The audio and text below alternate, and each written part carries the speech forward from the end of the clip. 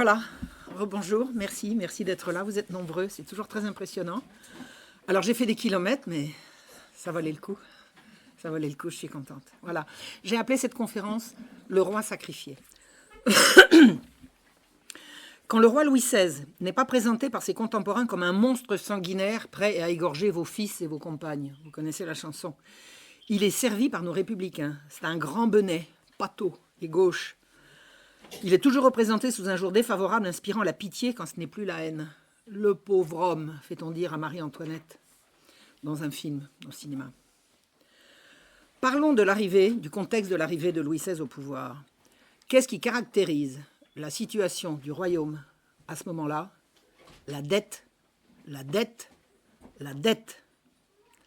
La dette a été savamment organisée depuis le mi-temps du siècle, le siècle de Louis XV, par la Pompadour, maîtresse en titre du roi, et par les frères Paris, ses complices.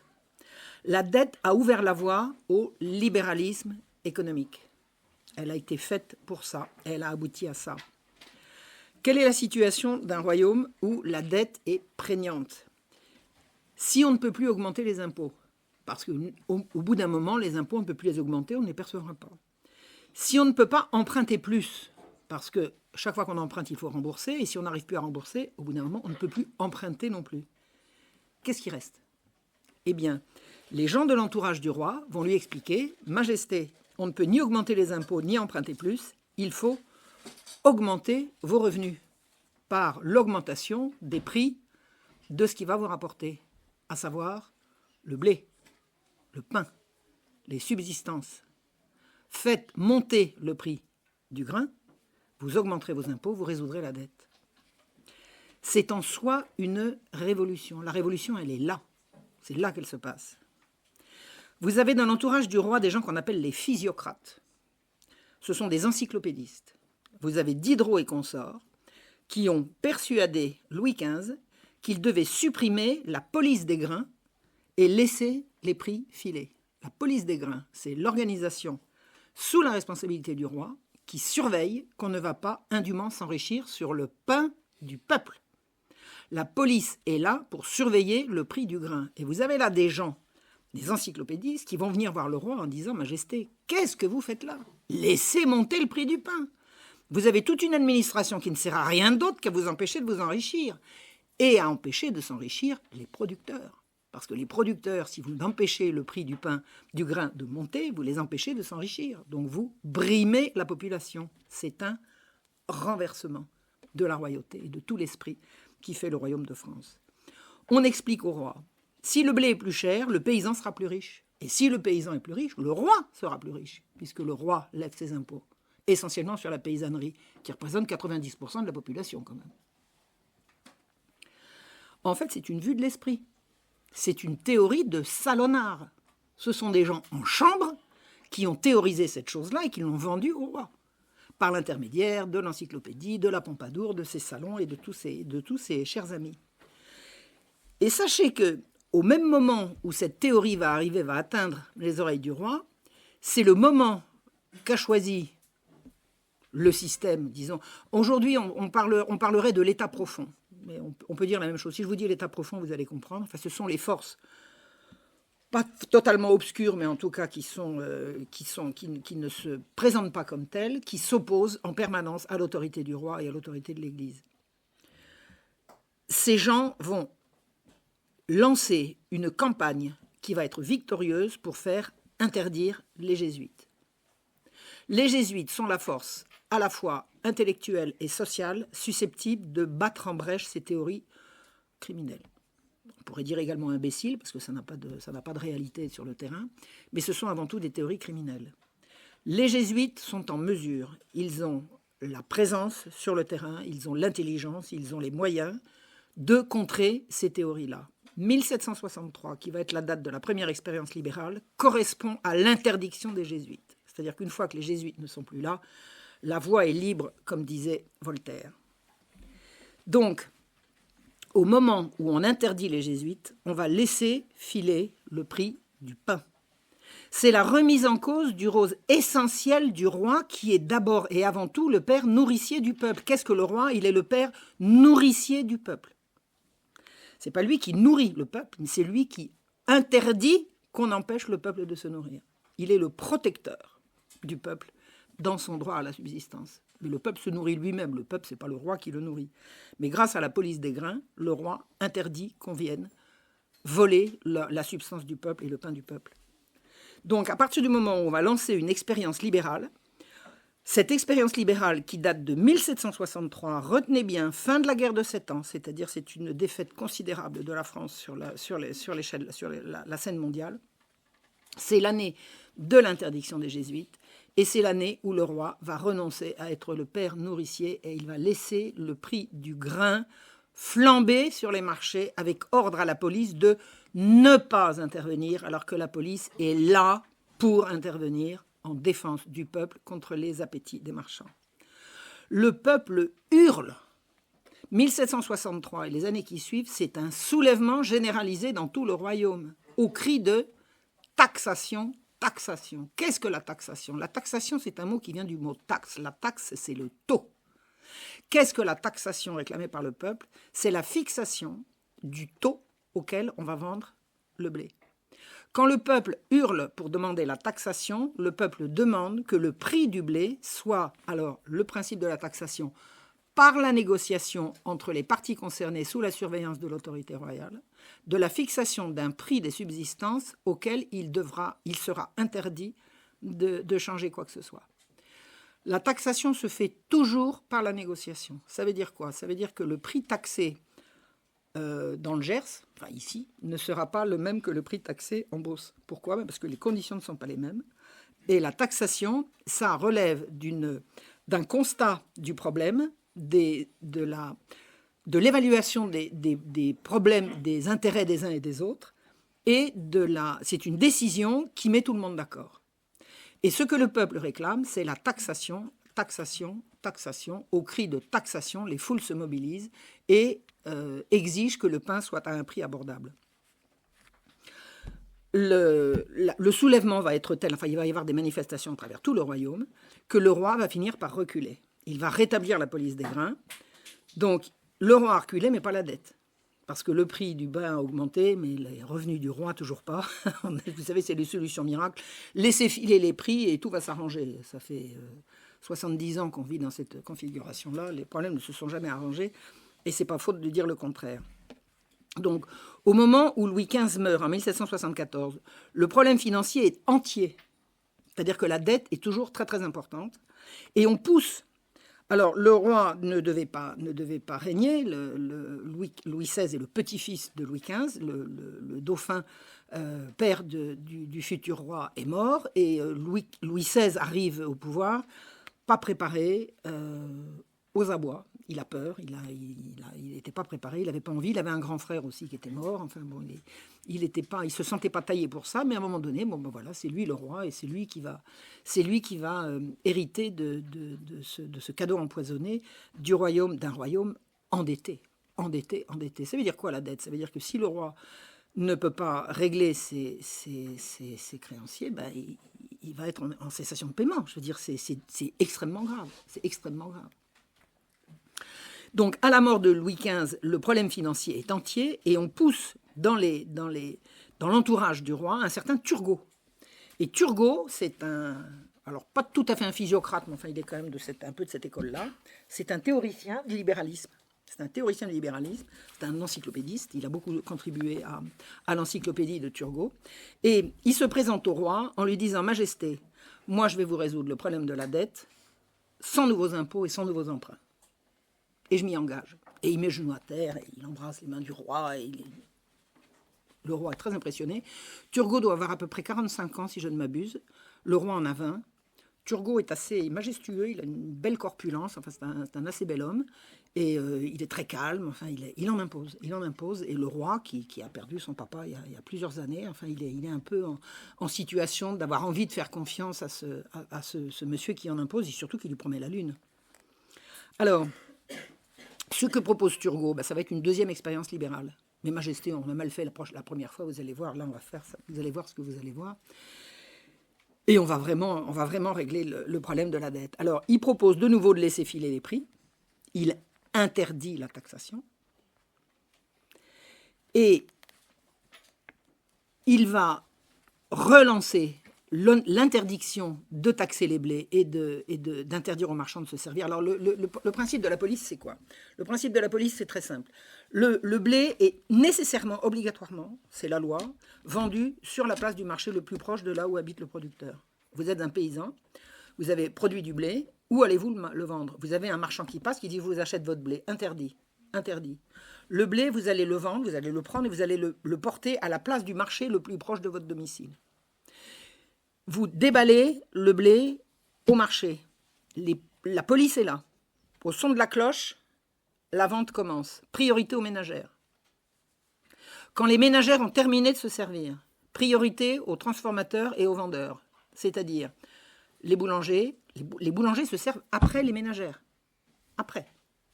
Ensuite, priorité aux boulangers, aux restaurateurs et aux hôteliers. Et quand tout ce monde-là est servi, les marchands peuvent rentrer, après avoir montré patte blanche, nom, prénom, domicile, d'où venez-vous, est-ce que là c'est votre commis ou c'est votre fils? Et une fois que les marchands ont montré patte blanche à la police, ils peuvent acheter le blé qui reste et le sortir du marché. Interdit aux marchands de se servir en dehors de ces formalités-là. La révolution de Turgot, ça va être de dire tout le monde a le droit d'acheter du blé où il veut. On lève la réglementation, on déréglemente, on dérégularise. Et c'est la révolution de Turgot, tout le monde a le droit d'acheter du blé et de le vendre à qui il veut. La révolution, elle est là, on est en 1774 et pas en 89. C'est une explosion dans tout le royaume. C'est une explosion dans tout le royaume.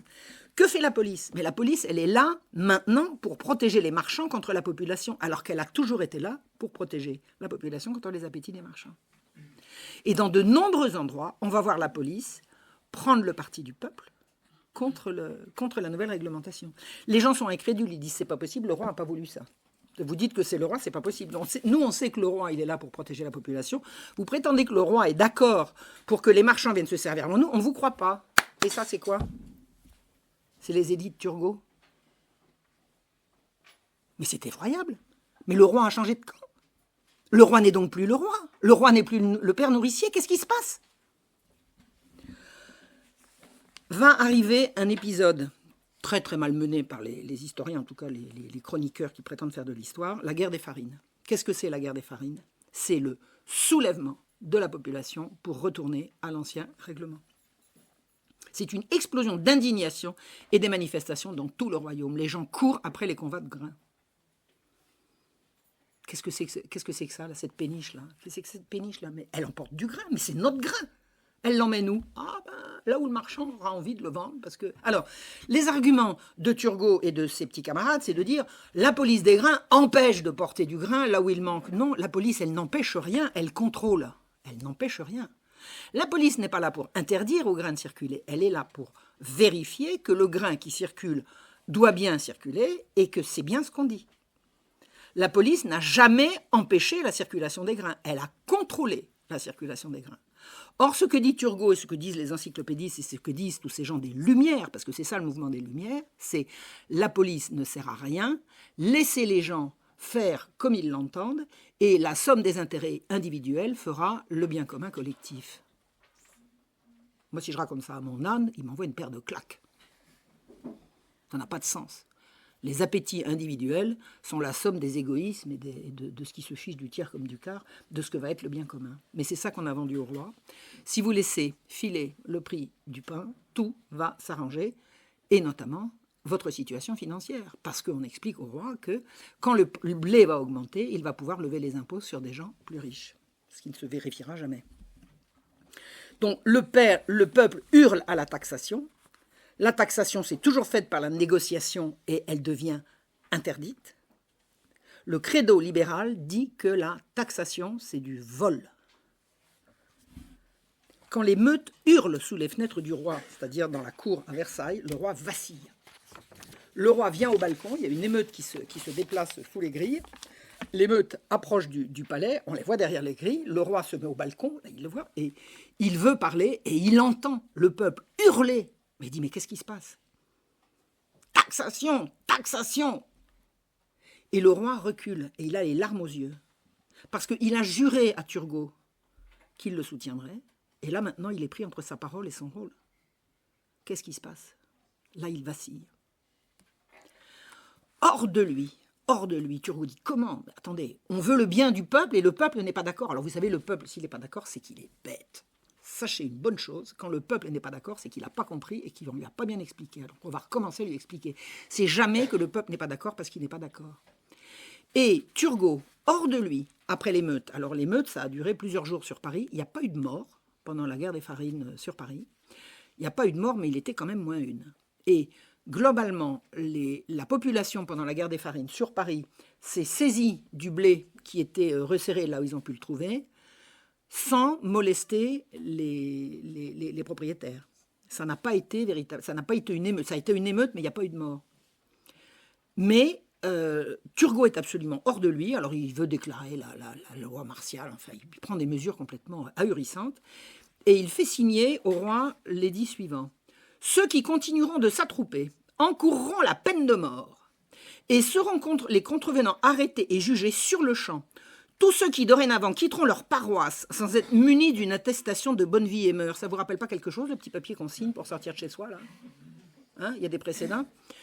Signer une attestation de bonne vie et mœurs, signée de leur curé et du syndic de leur communauté. Alors le blé, il a le droit de circuler, mais les gens, non.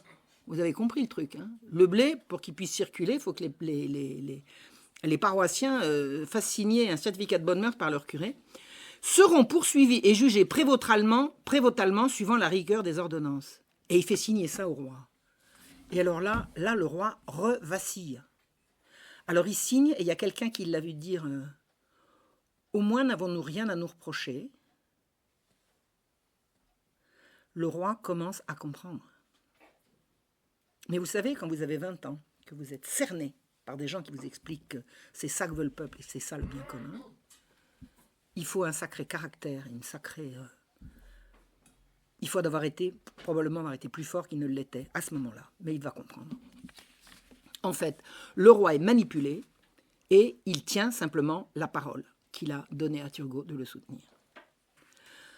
Durant l'été suivant, alors là nous sommes au printemps, alors la guerre des Farines, ça a été, alors c'est parti de Dijon, ça a secoué tout le royaume. Vous avez des foules en furie qui couraient après les convois de grains, vous avez eu des batailles rangées, ça a été absolument fou. Et la réponse des autorités, la réponse de Turgot, parce que Turgot avait ce pouvoir-là, c'est de dire on les arrête, on les juge.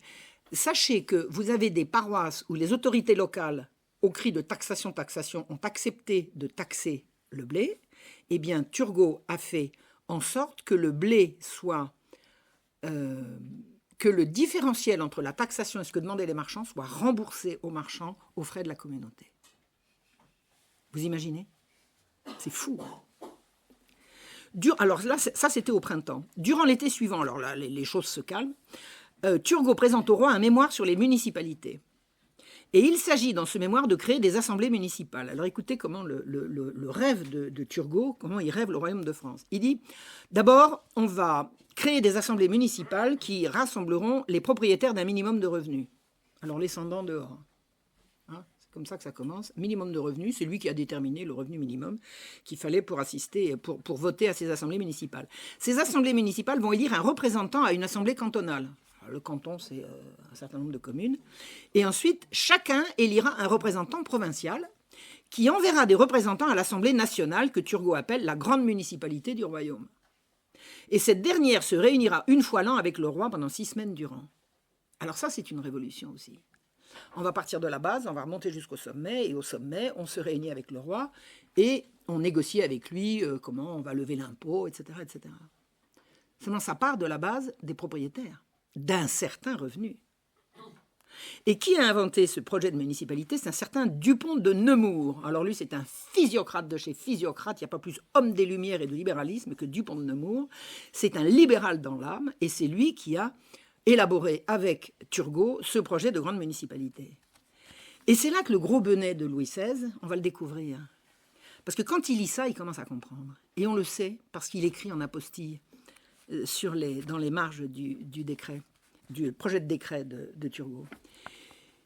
Il ne faut pas être savant, dit le roi, pour juger que le présent mémoire est fait pour établir en France une nouvelle forme dans le gouvernement et pour décrier les institutions anciennes que l'auteur suppose être l'ouvrage de siècles d'ignorance et de barbarie. Turgot a eu le culot de présenter son mémoire sur les municipalités comme une solution à des siècles d'ignorance et de barbarie. Et alors là, Louis XVI, il reçoit ça, il dit quoi ? Comme si les règnes de mes 3 derniers prédécesseurs pouvaient être classés par un esprit juste et raisonnable avec ceux de siècles barbares. Vous vous rendez compte ? Henri IV, Louis XIV et Louis XV, des barbares. De quoi parle-t-il ? Turgot écrit « On ne peut légitimement accorder le droit de cité ou la voix dans les assemblées de paroisse qu'à ceux qui possèdent des biens-fonds. » Ah bon ? Ah bon ? Que dit le roi ? Ah ben c'est le moyen de faire des mécontents de la paroisse dans la classe des non-propriétaires, et si on permet au premier de s'assembler, c'est une semence de discorde. Et alors là, qui est-ce qui défend le peuple ? C'est Turgot ou c'est le roi ? C'est le roi qui comprend. Attendez, il ne veut pas des demi-citoyens, lui. Il ne veut pas des demi-sujets. Il dit, mais qu'est-ce qu'il raconte ? Turgot, je proposerai à votre majesté de n'accorder une voix de citoyen qu'à chaque propriétaire de 600 livres de revenus. 600 livres de revenus, vous multipliez par 30 pour avoir des euros. 600 livres de revenus, excusez du peu.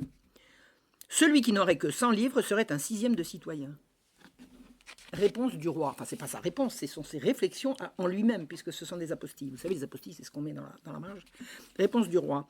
Couper à moitié ou à quart les droits d'un homme dans une assemblée politique, suivant la quantité de sa fortune, est une idée si nouvelle qu'elle a encore dans nos opinions je ne sais quoi de bizarre et de romanesque que la dignité de l'État ne pourrait se permettre de proposer. Pas si gros benet que ça, Louis XVI. Il comprend vraiment où on l'emmène. Turgot écrit « Je suggère que le roi ne communiquerait à la grande municipalité, qu'on pourrait appeler à l'Assemblée nationale, si vous voyez ce que je veux dire, composée des députés de chaque assemblée provinciale, les sommes dont elle aurait besoin à la totalité des provinces pour les dépenses de l'État. » Donc, le roi va communiquer à cette grande municipalité de quoi il a besoin, et ensuite la municipalité va délibérer pour savoir comment on va les répartir. Et alors, le roi, vous allez voir, le benet, écoutez bien. Ce serait peut-être le moyen de ne rien avoir.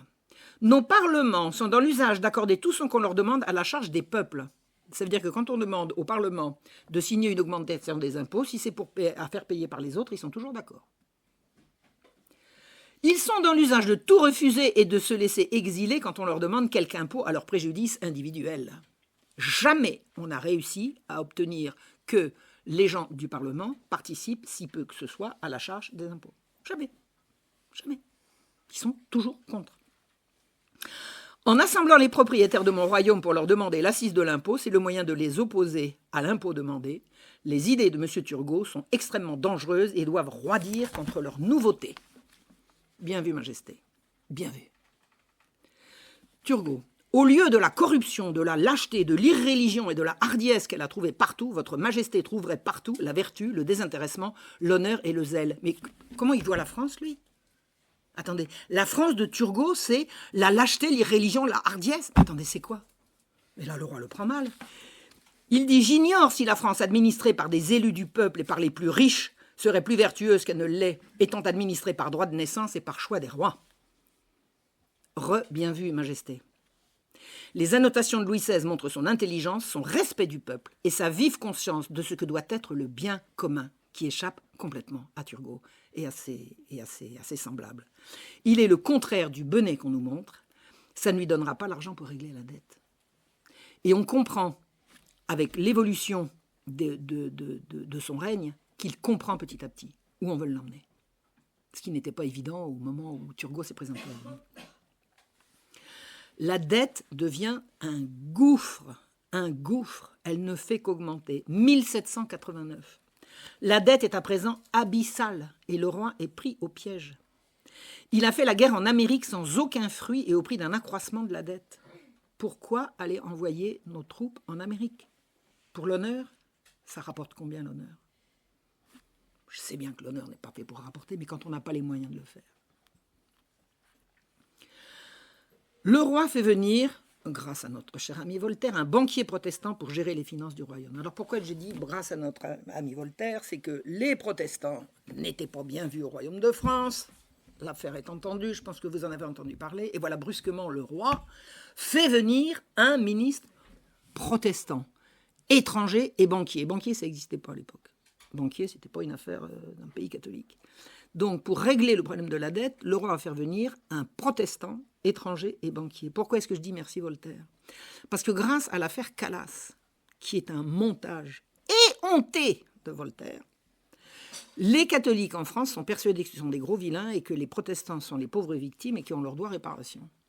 Et prendre un ministre protestant pour régler les finances, ça peut représenter réparation. Pourquoi est-ce que je dis que c'est une imposture, l'affaire Calas? Calas, c'est en 1761, 61, 62, voilà, quelquefois je glisse sur les... Enfin bon, vous m'en voudrez pas de l'imprécision, ça se retrouve facilement. Un commerçant protestant de Toulouse est arrêté parce qu'on a retrouvé son fils mort et étranglé dans sa boutique. Une enquête menée sur place par les autorités conclut que le père a tué le fils. Les protestants se mobilisent pour essayer de sortir leur ami Jean Calas des griffes de la justice et ils vont voir Voltaire. Voltaire est immédiatement, il dit mieux de protestant, moi je m'en fiche, ça ne m'intéresse pas. Bon. Et on persuade Voltaire que l'affaire est bonne, enfin il faut absolument faire du bruit autour de ça. Et Voltaire décide de faire accroire à l'Europe entière que Calas, qui a été arrêté, jugé, exécuté, l'a été parce qu'il était protestant, alors qu'il n'avait pas tué son fils. Alors je suis allé aux archives de Toulouse, je suis allé faire mon enquête, qui avait déjà été faite 25 fois avant moi, mais j'aime bien recommencer. Je peux vous garantir que le fils Calas a été étranglé par son père. Point. Et que le fait qu'il était protestant n'a rien à voir avec l'affaire. C'est un montage médiatique qui consiste à culpabiliser les catholiques et à faire passer pour un crime ce qui est un drame familial. Alors, pour la précision, parce que j'ai bien étudié le sujet, je pense que le père Calas n'a pas voulu tuer son fils, mais il l'a fait quand même. C'est-à-dire que le fils venait de lui voler une somme d'or considérable. Il l'a attrapé au col et il l'a serré trop fort. Et je crois qu'effectivement, il n'a pas voulu le tuer, mais il l'a bel et bien fait. La loi était ainsi faite que les circonstances atténuantes, quand il y avait mort d'homme, ça n'existait pas. D'abord, les circonstances atténuantes, dans l'esprit, ça n'existait pas, mais le père Calas avait été vu quelques jours plus tôt, menaçant de mort son fils qui tapait dans la caisse. Donc le fils Calas volait son père, et un jour devant témoins, devant des clients de la boutique, parce qu'ils vendaient du drap, il avait été vu prenant son fils au col en lui disant « il ne t'en coûtera que la vie ». Donc c'était une menace de mort. Et dans la loi, c'est la loi telle qu'elle a été écrite, si vous menaciez de mort quelqu'un qu'on le retrouvait mort, vous étiez coupable, point. Ça a été plus compliqué que ça pour condamner le père Calas. Il y a eu un procès en bonne et due forme qui a duré fort longtemps. Il y a eu une procédure d'appel. Toutes les garanties de la défense ont été respectées. Et le père Calas a été reconnu coupable. Il a été exécuté en tant que tel. Et Voltaire a fait accroire à toute l'Europe, à toute la France, à toute l'Europe et à la postérité qu'il était innocent et qu'il avait été exécuté parce qu'il était protestant, ce qui est faux. Le but, c'était de faire plaisir aux Anglais, parce qu'on était en train de perdre la guerre de 7 ans que les Anglais étaient en train de gagner, donc un petit coup en direction des Anglais, faire plaisir aux Anglais et réhabiliter les protestants, c'est-à-dire les tenants de la grosse galette. Les protestants étaient majoritairement réfugiés, pas majoritairement, mais enfin en grande partie quand même, réfugiés à Genève. Et ils trépignaient d'impatience à l'idée de rentrer. Et ils vont rentrer, ils seront là pendant la Révolution. Et ils vont se venger de ce qu'on leur aura fait. 1762. 1762, merci. Merci. Donc, pourquoi je dis merci Voltaire? Si le roi peut faire venir un ministre protestant et genevois pour rétablir les finances, merci Voltaire. L'opinion publique est prête. S'il n'y avait pas eu l'affaire Calas, ça n'aurait pas pu se faire. Les gens auraient dit, mais enfin, c'est pas possible, le roi ne va quand même pas faire venir un protestant aux affaires. Alors, Necker, qui vient rétablir les finances, c'est quoi? C'est d'abord un banquier. Alors, quel est le problème de la royauté? Le roi, quand il veut de l'argent, il appelle au peuple, il dit, j'emprunte de l'argent, et si vous avez de l'argent, vous allez le prêter au roi. Necker, il n'a pas besoin de faire appel au peuple, puisqu'il est banquier, de l'argent, il en a.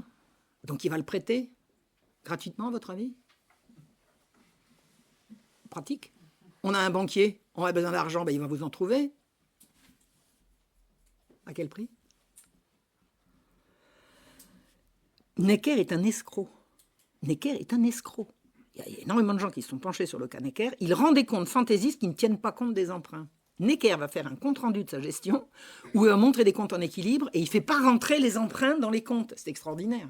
Vous allez rendre les comptes de la famille sans dire que vous avez que la maison est hypothéquée, par exemple.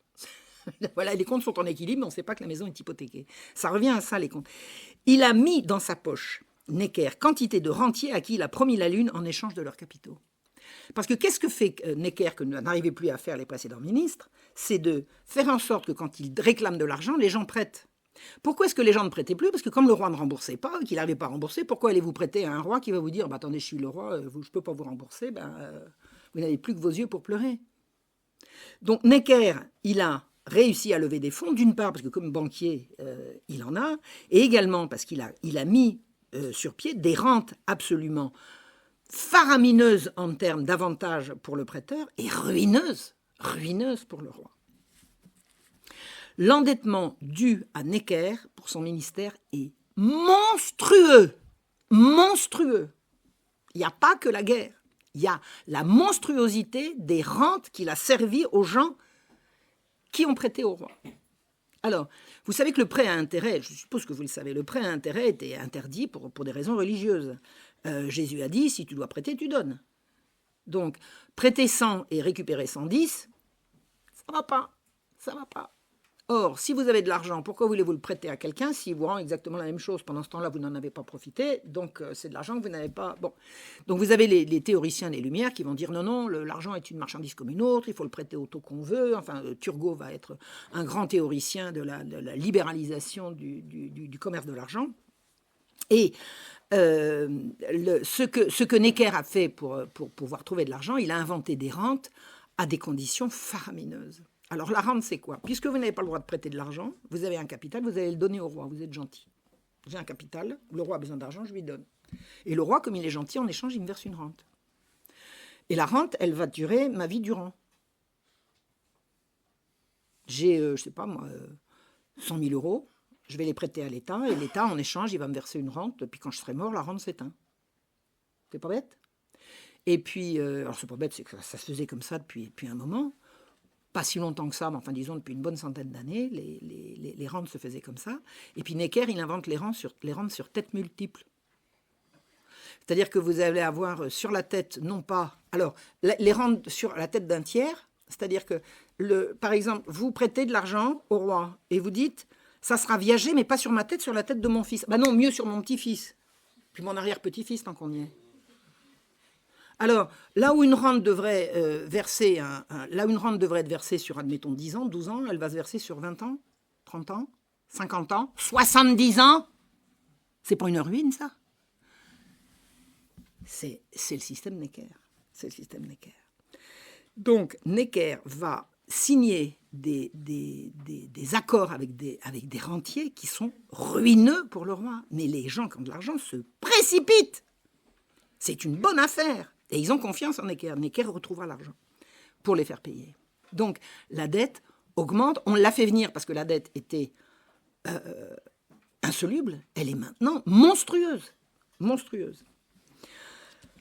En 1786, un traité de libre-échange avec l'Angleterre va faire fondre sur la France une misère abominable. Parmi les conditions, le traité, après la guerre en Amérique, si vous voulez, il y a eu un traité de signé. La guerre en Amérique, c'est une guerre que les Français ont fait avec les Américains contre les Anglais. Donc il va y avoir un traité d'apaisement, un traité de paix avec les Anglais. Et dans ce traité, les physiocrates français ont réussi à obtenir un traité de libre-échange avec l'Angleterre. Alors un traité de libre-échange avec l'Angleterre, ça veut dire quoi? Ça veut dire qu'il n'y aura aucun contrôle sur l'entrée en France de produits manufacturés anglais.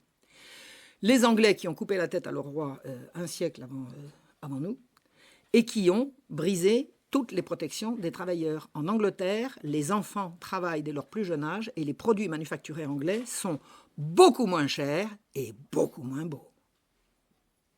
C'est-à-dire qu'on laisse fondre sur la France une quantité phénoménale de produits manufacturés beaucoup moins chers que les produits français. Que font les artisans français? il ferme boutique et il commence à errer dans les campagnes à la recherche de pain. C'est une misère atroce, c'est l'équivalent d'un tremblement de terre. Le traité Eden-Renval de 1786 est une épouvante. Or, le roi n'a plus d'argent pour secourir les gens qui ont faim.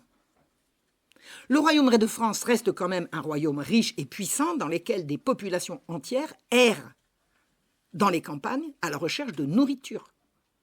Le chômage s'est abattu sur la France. En 1787, acculé et sur pression de l'Assemblée de notables, le roi fait de la libre circulation des grains l'état habituel du royaume. Le roi est obligé d'en appeler à ce qu'on appelle une assemblée des notables, c'est-à-dire tous les gens qui comptent, tous les gens importants, on va les rassembler, on va leur dire maintenant il faut trouver une solution. Et vous savez ce qu'elle est la solution qu'ont trouvé tous ces possédants? La libre circulation des subsistances. Et on recommence, troisième expérience. On va de nouveau supprimer la police des grains. Et là, le prix du pain va augmenter. Vous n'avez plus de travail. À cause plus de travail pour énormément de gens, plus de travail à cause du traité Eden-Renval. Vous avez la libre circulation des grains, c'est-à-dire suppression de la police des grains, plus aucun moyen de taxer le blé pour empêcher qu'il flambe. Et en plus de ça, un hiver abominable suivi d'orages épouvantables. La foudre s'abat sur le royaume de France. Le roi n'a plus la main. Il a signé la libre circulation des grains, il ne peut pas revenir. Les intendants, alors qu'est-ce que c'est que les intendants? Les intendants, c'est l'équivalent des préfets. L'intendant est à l'Ancien Régime, parce que le préfet est à la République. C'est-à-dire c'est l'envoyé du pouvoir central dans la province, qui fait remonter, en principe, qui est là pour faire remonter au roi, en l'occurrence, et c'est plus le cas aujourd'hui puisque c'est l'inverse, mais le roi a envoyé des intendants pour faire remonter les doléances et la situation de la province jusqu'au sommet pour que les décisions redescendent. C'est un jeu de... Bon. Et à l'époque de Louis XIV, par exemple, les intendants jouaient magnifiquement leur rôle d'informer le roi des problèmes de la province. À partir de Louis XVI, la chose s'est viciée. Les intendants sous Louis XVI sont tous des salonnards, ils sont tous physiocrates, ils sont tous des lumières, et ils font remonter au roi des fausses informations. Le peuple réclame la liberté. Le peuple réclame la suppression de la police des grains. Le peuple réclame ceci, cela. Et le roi a été abusé, enfin Louis XVI a été abusé par ces informations, c'est de la propagande. En plus de ça, bon, c'est tous des francs-maçons dans ces loges-là, vous avez compris. La franc-maçonnerie, c'est là qu'elle se répand et qu'elle va tenir son rôle délétère. Donc, les intendants représentent la propagande libérale et le roi croit, il n'a pas les moyens de savoir que c'est pas ce que le peuple veut, et il est réduit à convoquer les États généraux qui sont seuls habilités à créer de nouveaux impôts. Parce qu'au bout d'un moment, il y a plus, il faut recréer de nouveaux impôts. Mais vous imaginez si le roi ne peut plus payer là où il doit, il n'y a plus de roi. Si vous ne payez plus vos fonctionnaires, si vous ne payez plus vos soldats, au bout d'un moment, le roi est acculé et la seule issue pour créer de nouveaux impôts, c'est les États généraux. Et là, la franc-maçonnerie, elle est fin prête. Elle est fin prête. Dans les clubs, tout ça, c'est prêt. C'est prêt. On va faire remonter ce qu'on veut. Donc, organisés en sous-main par les loges maçonniques qui couvrent tout le territoire, les États généraux s'autoproclament Assemblée nationale le 17 juin 1789. Le roi convoque, alors les États, ce sont les assemblées des provinces. Alors les États se réunissent par ordre, les ordres ne correspondent pas à la population, l'ordre du clergé ne correspond pas à la population du clergé, c'est quelques dizaines de milliers d'habitants tout au plus. La noblesse, il paraît que c'est impossible de savoir combien représentait la noblesse en population. Je pense que ça oscille entre 150 000 et 300 000, je crois, bon, sur une France de 22 millions d'habitants. Les ordres ne représentent pas la population. Ils représentent un certain nombre de seigneuries, ils représentent un certain nombre d'influences dans les campagnes, mais de prétendre que le clergé et la noblesse représentaient une influence aussi importante qu'il fallait s'en débarrasser et faire parler le peuple, ça n'a pas de sens, je veux dire, ça n'a absolument pas de sens. Le tiers-état, alors le clergé, la noblesse et le tiers-état, ça correspond aux seigneuries. Les seigneuries alors on ne parle pas en termes de population, on a bien compris. Donc les seigneuries de la noblesse, ça couvre le territoire, ça couvre la campagne. Les seigneuries du clergé, c'est la même chose. Et les seigneuries du tiers-état, c'est les villes. C'est les bourgeois. Les paysans, ils sont dans les deux autres ordres.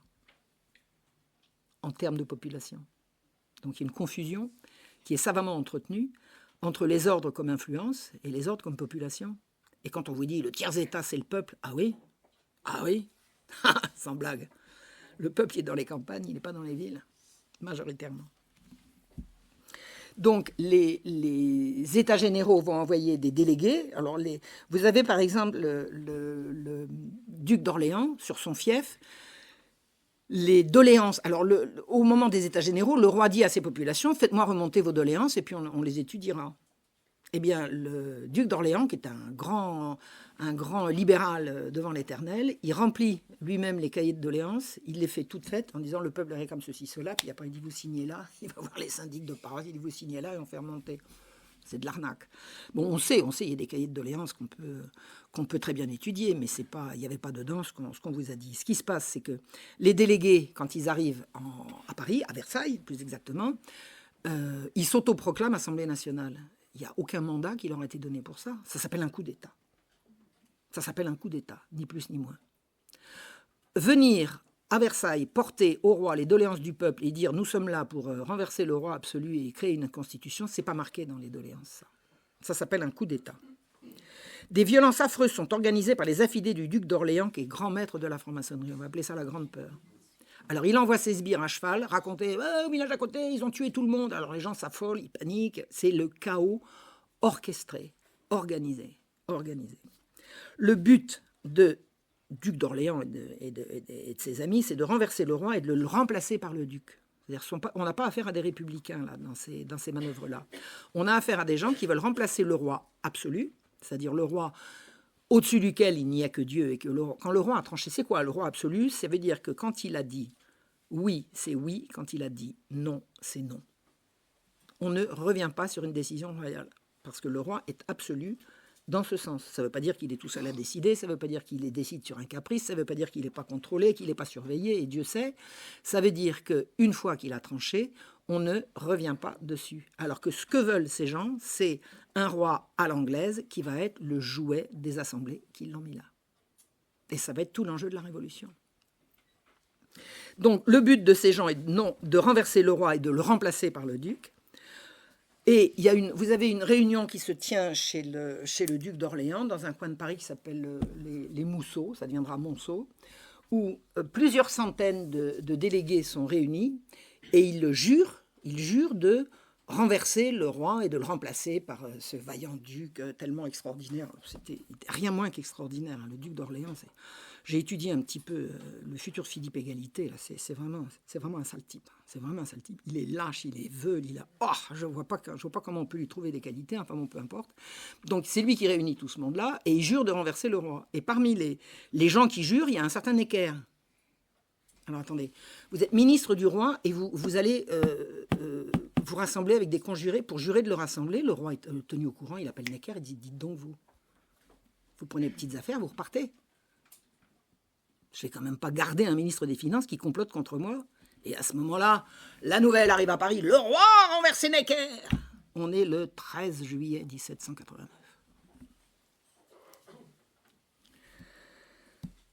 Le 14 juillet, l'émeute prend le pouvoir à Paris, au cri de « le roi a renvoyé Necker ». Ils prennent le pouvoir à Paris, ils organisent un pouvoir parisien qui s'appelle la Commune de Paris, et ils organisent une force armée bourgeoise, la Garde nationale. Le duc d'Orléans est à la manœuvre, et le roi a perdu Paris. Excusez du peu quand même. Le roi n'est plus le maître à Paris. Dès le 28 juillet, alors vous avez compris ce qui se passe à Paris, il y a une espèce de France parallèle qui se met en marche. Et tenir Paris, c'est énorme. Paris, c'est 500 000 habitants. C'est énorme, c'est énorme. On ne peut pas tenir le royaume si on ne tient pas Paris. Dès le 28 juillet, autour de cette nouvelle municipalité, un certain Duport propose de fonder un comité de recherche, on dira plus tard un comité de sûreté générale, qui fera des petits, qui puisse violer le secret des lettres et enfermer les gens sans les entendre. Alors, à peine ces gens arrivent au pouvoir, qu'est-ce qu'ils font? Ils rétablissent les lettres de cachet. Vous savez ce que c'est qu'une lettre de cachet? On disait, les lettres de cachet, vous voulez vous débarrasser de quelqu'un, vous obtenez une lettre de cachet, et hop, sans jugement, on l'interne. Et ça, c'est quoi? Et ça, c'est quoi? 15 jours après, on rétablit les lettres de cachet. Sauf que, moi j'en ai étudié quelques-unes des lettres de cachet. S'il ne suffisait pas de demander pour l'obtenir, il y avait une enquête. Si vous vouliez obtenir une lettre de cachet contre, par exemple, une fille qui tourne mal ou un garçon qui tourne mal, hein, en général, c'est comme ça que ça se passait, c'était pour les enfants qui tournaient mal, il y avait une enquête. Il y avait une enquête de police. On écoutait les uns et les autres. Une lettre de cachet, on pouvait vous la refuser. Ça ne se faisait pas comme ça, une lettre de cachet. Tandis que là, sur simple soupçon. Alors, on va violer le secret de la correspondance et on enfermera les gens sans les entendre. Eh bien, c'est ça le nouveau pouvoir. Et ça se fera au nom du salut public contre les ennemis de la liberté. Ah bah oui, si ça porte ce nom-là, ça passera beaucoup mieux. Alors pour ceux qui auraient encore des illusions sur les intentions des révolutionnaires, ayez ça en tête. Le 28 juillet, 2 semaines après la prise de la Bastille, on rétablit en 10 fois pire les lettres de cachet qu'on a prétendu fustiger. Le 4 août, on abolit les privilèges. Les privilèges, c'est-à-dire tous les droits acquis des uns et des autres. Qu'est-ce qu'un privilège? C'est une loi privée qu'on accorde à celui-ci et pas celui-là. Vous connaissez un privilège qui est un privilège de nos temps à nous, pas de nos temps de nos parents.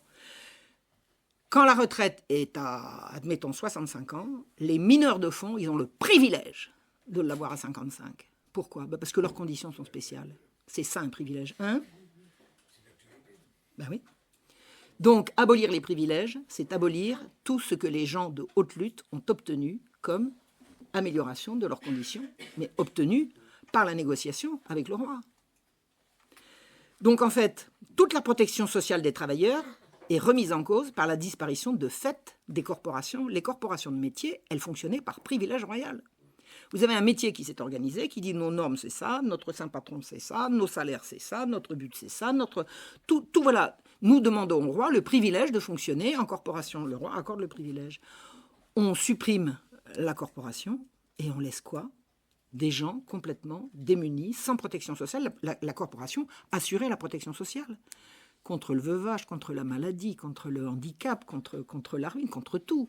La corporation défendait les travailleurs. On supprime le privilège des corporations, on supprime les corporations, on supprime toute la protection sociale. Donc on va jeter à la rue des milliers et des milliers d'ouvriers qui ne vont plus avoir le droit de se réunir et de défendre leurs intérêts collectifs. La société qui vient ne connaît plus d'intérêts collectifs, elle ne connaît plus que des intérêts individuels. On est tous atomisés, séparés les uns des autres. On a le droit d'aller à la messe, mais pas en procession. Vous vous rendez compte? Vous avez le droit d'aller à la messe. Pas pour longtemps. Bientôt, on va vous interdire. Vous avez encore le droit d'aller à la messe, mais individuellement. Pas en groupe. Elle est belle, la liberté. Donc toute la protection sociale des travailleurs est remise en cause par la disparition de fait des corporations la nuit du 4 août, et c'est pas ce que demandait le peuple. Quand on retrouve les vrais cahiers de doléances, le peuple demandait le retour aux corporations de l'ancien système, parce que Turgot, il n'a pas attaqué que la police des grains, il a attaqué les corporations, et les gens demandent le retour des corporations. Donc c'est contraire à ce que demandait le peuple, et ce n'est pas ce que voulait le roi. Mais alors c'est ce qui veut qui? Toutes les réformes qui commencent à se mettre en route avec la Révolution, c'est ni ce que demande le roi, ni ce que demande le peuple. Le 29 août, l'Assemblée constitutionnalise la liberté indéfinie du commerce contre laquelle le peuple français ne cesse de dire son opposition depuis 30 ans. Dès le mois d'août 1789, on constitutionnalise l'économie de marché et la libre circulation des grains. Ça fait 30 ans que les Français manifestent en disant « nous ne voulons pas du libéralisme économique ». Et ça fait 1 mois que la Révolution est commencée, qu'on constitutionnalise l'économie de marché. Quelques semaines après la prise de la Bastille. 5-6 octobre 1789, second coup d'État de l'Assemblée constituante qui ramène le roi à Paris. Le roi, qu'est-ce qu'il en reste du roi? Il est privé du droit de participer à la confection des lois, donc c'est une potiche. Il n'est plus le roi, il est prisonnier, il ne peut même plus sortir à Paris. À un moment donné, il veut aller à Saint-Cloud, sa voiture est arrêtée, il y a une émeute, il est obligé de rebrousser chemin. Il est prisonnier. Il est prisonnier. Qu'en dit le peuple? Le quoi? Le quoi, vous avez dit? On ne lui demande pas son avis à celui-là. On parle sans arrêt en son nom, mais on ne lui demande pas son avis. Le 21 octobre, la loi martiale est instaurée contre tous les rassemblements. Or, toutes les émeutes frumentaires, toutes les émeutes de gens contre le prix du blé, c'est un rassemblement qui désormais va tomber sous le coup de la loi martiale. Vous ne pouvez plus protester contre la cherté des vivres. La loi martiale, c'est quand on lève le drapeau rouge. Le drapeau rouge, alors le drapeau rouge, il a été récupéré après par les mouvements ouvriers, mais à l'origine, le drapeau rouge, quand le drapeau rouge est hissé, c'est loi martiale. S'il y a plus de 3 personnes rassemblées qui ne veulent pas se disperser, on tire. C'est bien la révolution. Donc il devient impossible de manifester pour la taxation et pour le juste prix du pain, du pain ou du grain, ce qui revient au même. Ça revient à la peine de mort contre les opposants au capitalisme le plus sauvage. Et bien la révolution, c'est ça. 1790, l'Assemblée vote la constitution civile du clergé, qui met les prêtres sous la tutelle de l'État. C'est le rêve des jansénistes, aujourd'hui disparus, soumettre l'Église à l'État. C'est chose faite, 1790. Les prêtres doivent jurer fidélité à la Constitution qui a décidé de l'économie de marché. Un prêtre digne de ce nom, il ne peut pas. Il ne peut pas. Il ne peut pas jurer fidélité à l'instauration du capitalisme sauvage. Ce n'est pas possible. C'est une affaire de conscience. C'est impossible pour un grand nombre d'entre eux et la persécution va commencer. Il y aura une conférence à faire sur la persécution. On ne peut pas soupçonner, parce que ça n'est pas dit. Bon, je sais que je m'adresse à un public qui est quand même assez éveillé sur ces sujets-là, mais je vous assure, moi, j'en découvre encore. La persécution anticatholique, c'est abominable. C'est abominable. Et c'est bien avant la République. C'est dès le début de la Révolution. 1792. Depuis 3 ans, le roi est l'otage de députés venus porter les doléances au peuple et qui ont pris le pouvoir. C'est bien résumé, hein, nous sommes d'accord. Le 20 avril, alors que tout le bassin parisien est en état d'insurrection contre la cherté des vivres et l'interdiction de la taxation. Toutes les manifestations se font aux cris et aux hurlements de taxation, taxation. Hors la loi, la taxation. L'Assemblée déclare la guerre à l'Autriche-Hongrie. Tiens donc. Pourquoi faire ? Vous avez des émeutes partout et on dit « Ah bah attendez, c'est ça le paysan là, on va les envoyer à la guerre. Ça va les calmer. » Non ? À votre avis ? À Étampes, la foule, Étampes c'est dans le sud de Paris, la foule en furie piétine à mort le maire Simoneau qui avait donné l'ordre de tirer sur le peuple qui voulait la taxation. Alors il est extraordinaire le maire, il dit « Force à la loi ». Force à la loi. La population se dirige vers la population des villages se dirige vers la place du marché d'Étampes au cri de taxation, taxation. Le roi fait donner la troupe et il les bloque. Il bloque l'entrée. Il dit vous passerez pas. La foule d'un côté, l'armée, les forces armées avec Simoneau de l'autre. Et là, vous savez ce qu'il fait, Simoneau ? Il dit on joue. Non, il dit que les bons citoyens se retirent. Les bons citoyens, c'est ceux qui n'ont pas faim. Que les bons citoyens se retirent. Personne ne bouge. Nous allons tirer. Personne ne bouge. En joue. Feu. J'ai dit feu. Il lui restait 20 minutes à vivre. Parce que la troupe n'a pas tiré sur la foule qui avait faim. Et lui, il s'était engagé à aller sur la place du marché. Ben, il y est arrivé un petit bout. Et alors, c'était le martyr de la liberté. Les habitants d'Étampes, c'était des brigands. C'était des monstres. Payés par on ne sait qui. C'est quoi ? C'est la population qui voulait la taxation et qui ne voulait pas de cette économie de marché complètement aberrante. Alors le roi est encore là. Vous avez compris qu'il n'est plus le roi. Mais il y a c'est un tremblement de terre, hein, la mort du maire d'Étampes. À l'Assemblée nationale, il se mobilise en disant « Ce crime abominable ne peut pas rester impuni. » Quel crime abominable ? Le peuple voulait que le prix du grain soit taxé. Et le maire disait « Le prix du grain se fera en fonction de l'offre et de la demande. » Voilà, et c'est ça qu'il est mort. Donc la mobilisation aux frontières va calmer tous ces séditieux, hein. On va les envoyer se faire trouer la peau, comme ça ils nous ficheront la paix. Et dans la foulée, l'Assemblée veut faire signer au roi un décret de déportation de tous les prêtres réfractaires. Alors le roi, il est là pour signer, hein. Il a signé la Constitution, il a signé machin. Alors bon, les prêtres réfractaires, ceux qui ne veulent pas signer la constitutionnalisation de l'économie de marché, hein, ils veulent pas signer. De toute façon, ils ne veulent pas obéir. Il était question dans cette réforme que les prêtres seraient élus par les municipalités. Ben voyons, attendez, alors ils ne connaissent plus le pape, c'est tout. Voilà, les prêtres vont rendre le service public de la religion. Et s'il y a des juifs et des protestants dans la paroisse, ben ils voteront pareil, hein. Ils voteront aussi. Donc vous allez avoir un prêtre qui va être élu par des juifs et par des protestants. Attendez, c'est quoi ça ? Bon. Donc vous avez un certain nombre de prêtres quand même qui résistent, qui disent non, c'est une affaire de conscience, on ne signera pas, on les appelle les réfractaires. Et vous avez le gouvernement hein, qui va voir le roi en disant, Majesté, voilà, vous allez signer un ordre de déportation des prêtres réfractaires. Le roi il dit non. Comment ça? Non. Non, je ne peux pas signer ça. Veto, je refuse. Je refuse. Ah, le roi, il veut pas. Ben non, il veut pas. Il veut pas. Pourquoi? Parce qu'il lui reste une conscience. Il ne lui reste pas de pouvoir, mais il lui reste une conscience. Et on lui demande également un décret pour mettre 20 000 fédérés à la disposition des Jacobins. Les fédérés, vous avez compris que c'est la garde bourgeoise. La garde bourgeoise, eh bien, ceux de Paris ils disent il faudrait en faire venir une vingtaine de mille qu'on va venir toute la France, puis on va les installer là. Mais le roi dit, mais attendez, vous êtes bien gentil, mais qui c'est qui commande? Les fédérés, c'est la garde bourgeoise. Il n'y a pas que des bourgeois en France quand même. Donc le roi refuse de signer. Au titre de quoi? De son droit de veto. Il a le droit, attendez, on lui a fait signer une constitution qu'il n'a pas demandée, mais dans la constitution, il a le droit de veto, il en use. Ah non, s'il use de droit de veto, c'est que c'est un tyran. Ah ben oui. Et un assaut violent est lancé le 20 juin contre son château. Alors, pour lancer des foules, c'est pas difficile. Vous avez la garde nationale, la garde bourgeoise qui est là pour... Alors, vous avez le duc d'Orléans qui paye, la garde bourgeoise qui couvre, et vous avez des exciteurs du pauvre peuple, notamment un certain Santerre, il était fabricant de bière, lui. Alors il suffisait qu'il remplisse les estomacs des émeutiers, il les envoyait faire l'émeute, et le tour était joué. Et le 20 juin, la foule investit le château des Tuileries. Alors le château des Tuileries, c'est au Louvre. Le château a été disparu aujourd'hui, mais c'est lui. Vous connaissez la configuration du Louvre? Vous avez un grand U comme ça. Le château des Tuileries, c'est ce qui fermait le U. Il a maintenant disparu, donc il est plus là. C'est ce qui fait que c'est un U. Avant, c'était un carré. Et la foule se rue sur le château des Tuileries et rentre dans les appartements du roi, où il est avec sa famille. Enfin, c'est une scène extrêmement éprouvante. Alors, avec des hurlements, avec des insultes.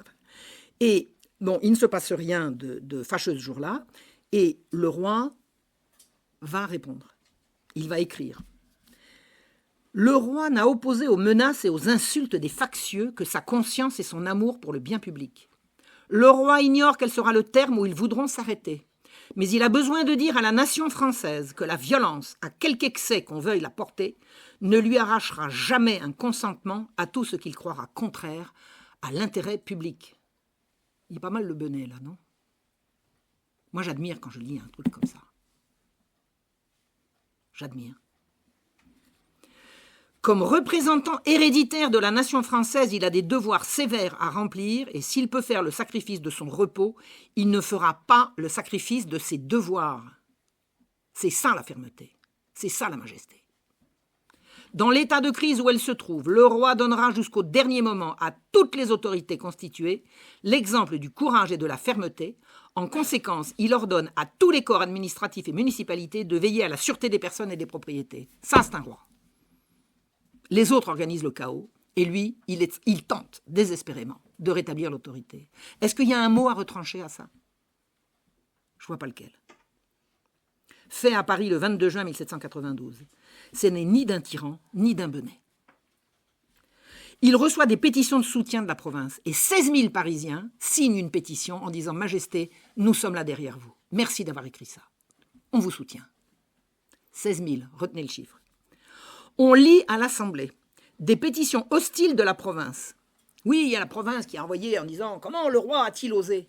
Et en regardant les dates de signature de ces pétitions de province, on se rend compte qu'elles n'ont jamais quitté Paris. C'est-à-dire que ce sont des faux. À la vitesse d'un cheval au galop, on ne pouvait pas faire venir à temps des pétitions contre le roi à l'autre bout du royaume. Ces gens-là trichent sans vergogne. On fait venir des fédérés marseillais qui sont vomis des prisons de la Méditerranée. Qu'est-ce que c'est que les fédérés marseillais?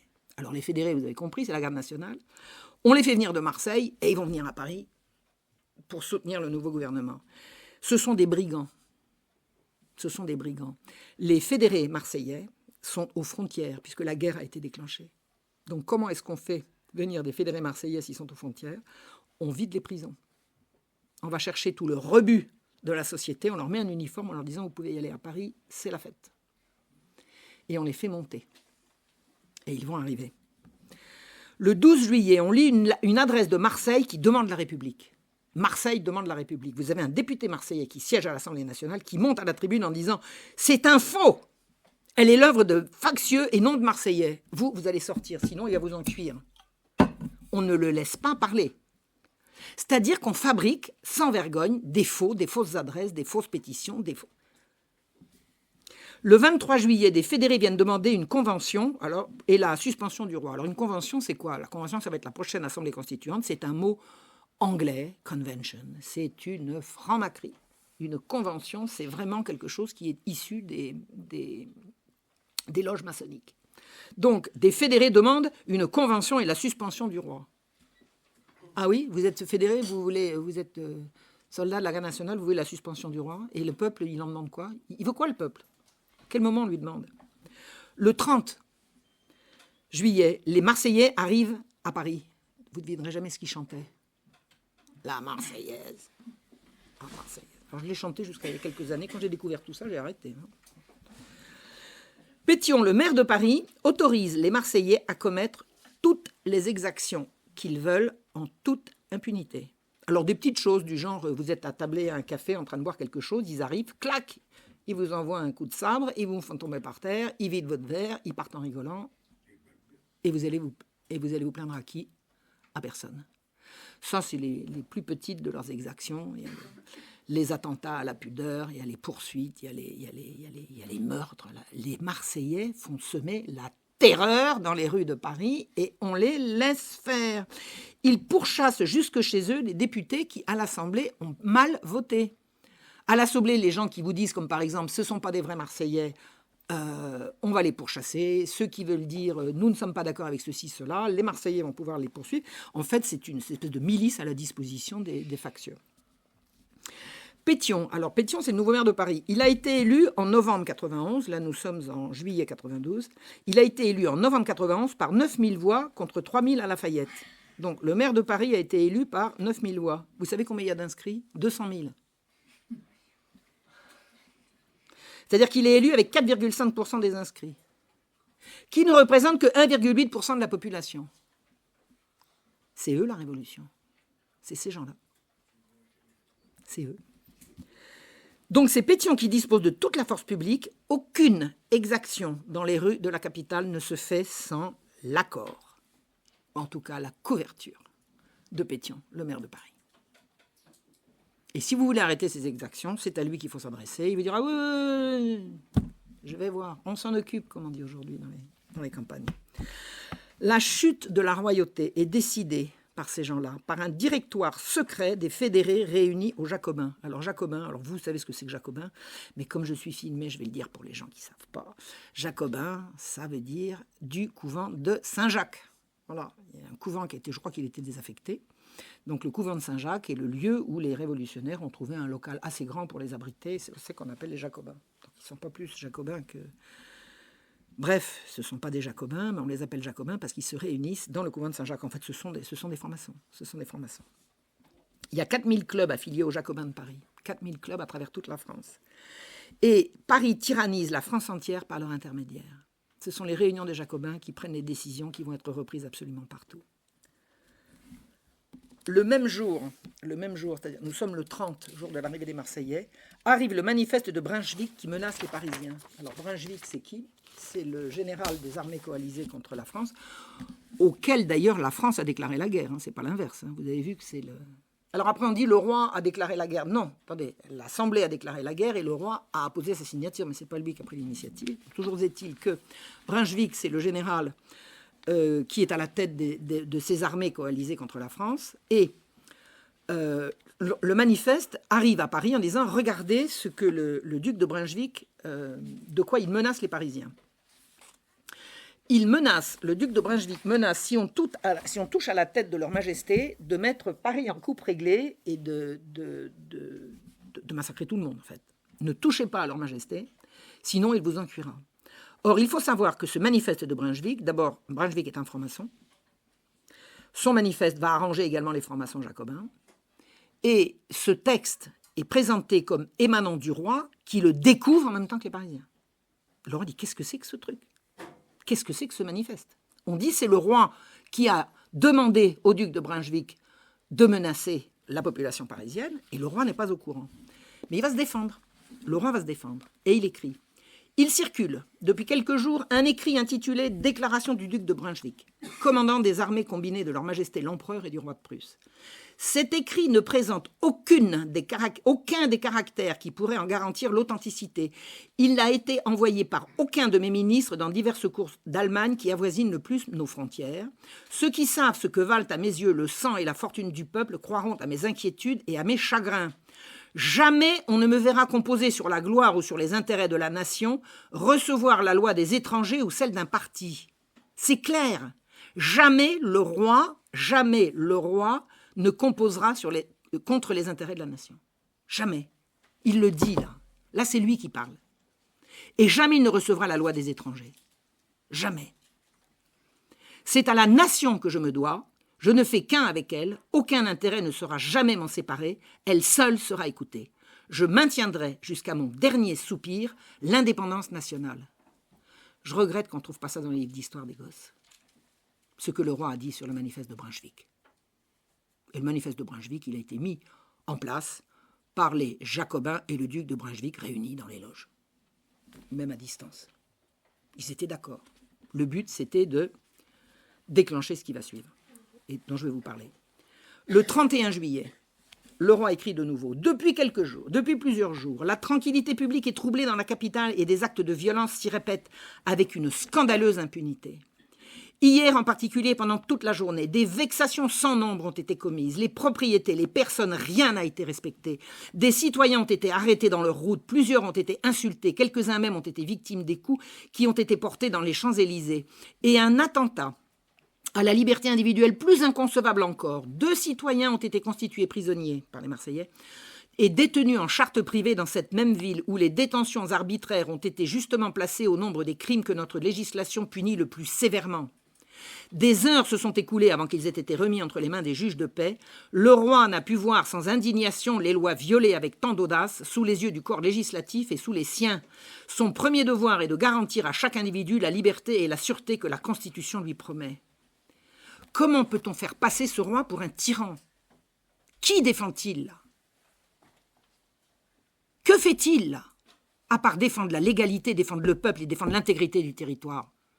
C'est ça Louis XVI. Mais c'est pas ce qu'on vous raconte. Comment peut-on faire passer le roi pour un tyran? C'est effroyable.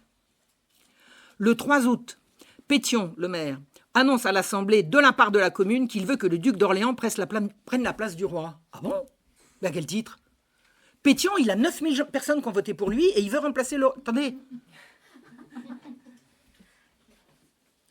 Alors, ce qu'il faut comprendre, ça veut dire quoi? C'est qu'en fait, il veut remplacer le roi par le duc d'Orléans. Ils ne veulent pas la République encore.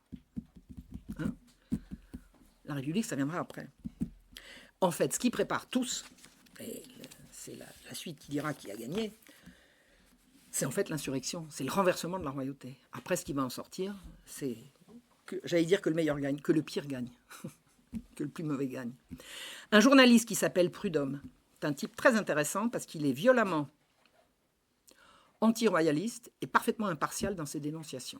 Donc vous pouvez le croire. Quand il prend la défense du roi, je vous assure que c'est par amour de la vérité, c'est pas par sentiment royaliste. Il est témoin que le peuple Paris aime le roi et pleure sur son sort. Prudhomme se promène dans les rues, il va dans les cafés, il écoute les gens pleurent. Notre pauvre roi. L'Assemblée fait sienne des adresses qui dit qu'on ne reconnaît plus Louis XVI comme le roi des Français. Ah bon? C'est qui on? Et on demande la déchéance de ce roi cruel. Cruel. Et ça passe. Nous demandons la déchéance de ce roi cruel. Le 10 août, dans la nuit, les sections élisent 192 délégués. Alors, dans la nuit, ça veut dire quoi? Ça veut dire que la commune de Paris, je vous ai dit, le gouvernement de Paris, a été élu par des élections à la commune, d'accord? Les élections maintenant se font la nuit. On a instauré ce qu'on appelle la permanence des sections, c'est-à-dire que les sections qui se tiennent en général dans les églises, pourquoi? Parce que les églises, il y a de la place, parce que c'est couvert, on est à l'abri des intempéries, puis qu'on peut rentrer et sortir. Donc les sections se réunissent dans les églises, et à partir dans le courant de 92, il y a permanence des sections, c'est-à-dire que c'est pas entre telle heure et telle heure, c'est 24 heures sur 24. Alors, donnez rendez-vous à des copains entre 2 et 5 heures du matin. Vous allez faire vos petites affaires entre vous et vous allez dire la section a voté que. Et c'est comme ça que ça s'est passé. Pendant que les gens normaux dorment, pendant que les travailleurs dorment, parce que les gens qui se lèvent le matin pour aller travailler, la nuit, ils dorment, ces gens-là prennent des décisions et ils élisent 192 délégués qui vont constituer la nouvelle commune. Ils vont aller à l'hôtel de ville, renverser les anciens, s'installer, ça va être la commune insurrectionnelle et c'est eux désormais qui vont gouverner la France. Et c'est une terreur sans nom qui va s'installer à ce moment-là. Personne ne veut de ces gens-là. Ce sont eux qui vont décider du sort du roi, du peuple et de la France. Ils ont été élus par 400 personnes entre 3 et 5 heures du matin. Et c'est eux qui vont gouverner la France. La nouvelle commune convoque le général commandant de la garde nationale. La garde nationale, ça reste quand même un corps avec une hiérarchie, avec une certaine discipline. On le convoque et on le massacre devant son fils et on le balance dans la Seine. Et on dit maintenant, on va prendre un nouveau général, un nouveau commandant de la garde nationale. C'est Santerre, le fameux qui fait de la bière, là. Alors, il bourre tout son personnel, tous ces braves gens de bière, et il leur dit, en avant, assaut des Tuileries, où le roi est prisonnier avec sa famille depuis 3 ans. L'assaut des Tuileries, dans la nuit du 10 août 1792, est un tel déchaînement d'atrocités que c'est indicible. Je ne vous donnerai pas les détails. C'est insoutenable de barbarie. Sachez simplement que si je vous dis cannibalisme, vous aurez une petite idée. Oui. Ah, pas que. Les gardes suisses et la population qui se trouvait là. Notamment les serviteurs, les commis. C'est insoutenable. C'est insoutenable. Et vous savez, le sang appelle le sang. Quand vous avez un déchaînement comme ça qui commence, ça ne peut aller qu'en augmentant. Il y a une logique, je ne connais pas la psychologie des foules, mais il y a une logique là-dedans. C'est que quand un commence à commettre une atrocité et qu'il n'est pas arrêté immédiatement, et ce qui peut arrêter, c'est une autorité qui décide, il y a un effet d'entraînement qui va... C'est de pire en pire. C'est de pire en pire. Et c'est simplement en tirant dans le tas qu'on peut arrêter un déchaînement comme ça. Et là, ceux qui l'ont organisé, ils n'ont pas envie de tirer dans le tas puisqu'ils excitent par derrière. Donc, le roi se réfugie à l'Assemblée, donc il a un jardin à traverser, il se réfugie à l'Assemblée. Et l'Assemblée, dont je vous ai expliqué, elle ne veut pas de la République, elle veut simplement une monarchie sous tutelle. Et l'Assemblée accueille le roi et sa famille. Mais l'Assemblée va arrêter de commander. Qui est-ce qui commande maintenant? C'est la commune insurrectionnelle. La commune insurrectionnelle, elle arrive de l'hôtel de ville, elle donne ses ordres à l'Assemblée. Et c'est la deuxième révolution. Le roi est prisonnier avec sa famille. L'Assemblée convoque une convention, une nouvelle constituante, et on va se déchaîner contre le roi qui gêne désormais toutes les factions.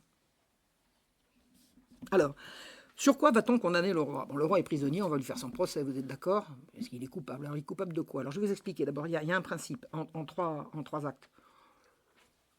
Il y a un principe en 3 propositions. Acte 1, le roi est coupable. Acte 2, le roi est coupable.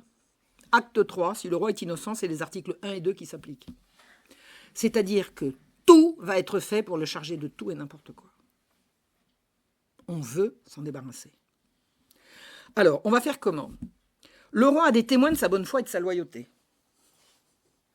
Par exemple, je vous ai dit, les lettres qu'il a envoyées, c'est pas parce que qu'il a écrites et envoyées, c'est pas parce que tout le monde les a pas reçues qu'il n'y a pas des preuves de ce genre de choses. Donc, vous avez notamment sur les comptes du roi, les comptes, sur ça, il disposait d'une liste civile que la Constitution lui avait accordée. Il y a des papiers, il y a des comptes, il y a des registres, il y a tout ce qu'il faut. Et notamment, l'intendant de la liste civile s'appelle Arnaud de la Porte. C'est lui qui gère les 25 millions que la Constitution a accordés au roi. Donc, il est au courant de tout. Tout ce qui a été dépensé porte sa signature et celle du roi, et il détient toute les quittances. Donc, Arnaud de la Porte est un personnage essentiel en cas de procès du roi pour savoir ce que le roi a fait de l'argent. D'accord? Bon. Donc, au lieu de s'enfuir, parce qu'il y a des gens quand même sacrément courageux dans l'entourage du roi, au lieu de s'enfuir, il vient à l'Assemblée où le roi est réfugié, lui porter un ultime signe de dévouement. Majesté, je suis encore à votre disposition, mes comptes sont là. Donc, l'Assemblée a en main tout ce qu'il faut pour justifier les dépenses du roi. À partir du moment où Arnaud de la Porte est arrivé en disant les comptes sont là, on va pouvoir les regarder. Le comité de surveillance de la commune prétendra que des registres secrets et des portefeuilles de la liste civile ont été découverts après beaucoup de recherches, alors que l'Assemblée les avait dès le 10 août. dans les mains. On va raconter partout que ça a été très difficile de retrouver les comptes du roi, alors qu'il les avait dès le 10. Et qu'est-ce qu'on fait de Laporte? On l'arrête. On le met en prison. On paye des libellistes pour raconter des calomnies sur son compte, alors que toutes les preuves du contraire de ce que racontent les libelles sont entre les mains des gens qui l'accusent. Dès le 11, le 10, l'insurrection, dès le 11, une cour martiale est fondée pour juger les défenseurs du roi. C'est pas beau, ça? On va faire une cour spéciale pour juger les gens qui osent défendre le roi.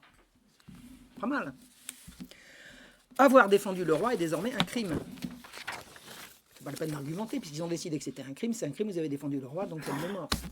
C'est simple, c'est simple. Ça va vite avec ces gens-là, c'est expéditif. Le 12, l'Assemblée réserve la connaissance des crimes qui compromettent la sûreté extérieure et intérieure. Cette cour, c'est une cour martiale, voilà, et l'Assemblée lui réserve la connaissance de tous les crimes qui compromettent la sûreté intérieure et extérieure. Très subjectif. Le même jour, on interdit la presse royaliste. Elle est belle, la liberté. Interdit d'avoir une presse royaliste. Marat s'empare des presses et des caractères pour son activité. La presse royaliste n'a plus le droit, donc qu'est-ce qu'on va faire de toute leur presse, de tous leurs outils, de tous leurs caractères? Ah ben Marat, il va venir se servir. Il en avait justement besoin. Le 13, la commune propose qu'on utilise cette cour martiale pour juger toutes les personnes arrêtées par le nouveau comité de surveillance de la commune. Et ils arrêtent à tour de bras. Pendant qu'on conduit le roi au temple, le député Goyer annonce que Laporte a été transféré à la prison de l'Abbaye et que son arrestation a été nécessaire pour la tranquillité publique. Il est en de bonnes mains, celui qui va pouvoir témoigner en faveur du roi. Le 15, Robespierre vient protester que le décret ne prend pas en compte les crimes commis contre le peuple avant le 10 août. Alors on va faire une loi rétroactive. Merci Robespierre. On va créer une cour martiale pour juger des crimes qui ont été commis avant sa constitution. C'est pas bête, hein. On va pouvoir ratisser large. Il demande que les coupables de conspiration soient jugés souverainement et en dernier ressort par des commissaires pris dans les sections. Alors on va aller dans une section, toi là-bas tu vas être juge, toi là-bas tu vas être juste, allez-y, jugez-le. Vous imaginez la justice? Ce sera une cour populaire élue par les sections, ce sera la justice du peuple et croyez qu'elle sera expéditive. Pour charger le roi, on a la preuve. Alors, c'est extraordinaire. Il faut que vous sachiez qu'on a découvert des preuves incontestables contre le roi. C'est la preuve par l'absence de preuves. Je vais vous expliquer comment ça se passe. Tout le monde savait que le roi gaspillait l'argent du peuple en meubles d'or et d'argent et en salons à colonnes d'or incrustées de rubis et de diamants. Tout le monde le savait, ça. Vous aussi. Or, le 16 août, on vient dire, un grand nombre des effets précieux qui remplissaient autrefois les maisons royales ont disparu. Il y avait beaucoup de meubles massifs en or et en argent, et on n'en a trouvé aucun. Donc, la preuve qu'ils ont été fondus et convertis en espèces et envoyés aux immigrés. Du moment qu'il n'y a pas de preuve, c'est bien la preuve. Et c'est comme ça qu'on va juger le roi, entre autres. Alors, il y a un précédent que j'avais trouvé extraordinaire contre les jésuites. Les jésuites sont coupables. Article numéro 1, les jésuites sont coupables. Article numéro 2, des jésuites, enfin, vous connaissez le... Bon. Et on n'a trouvé aucun lien entre l'attentat de Damiens et les jésuites. Qui, à part les jésuites, est capable à ce point de cacher les preuves? C'est eux, c'est la preuve. C'est la preuve. Vous imaginez?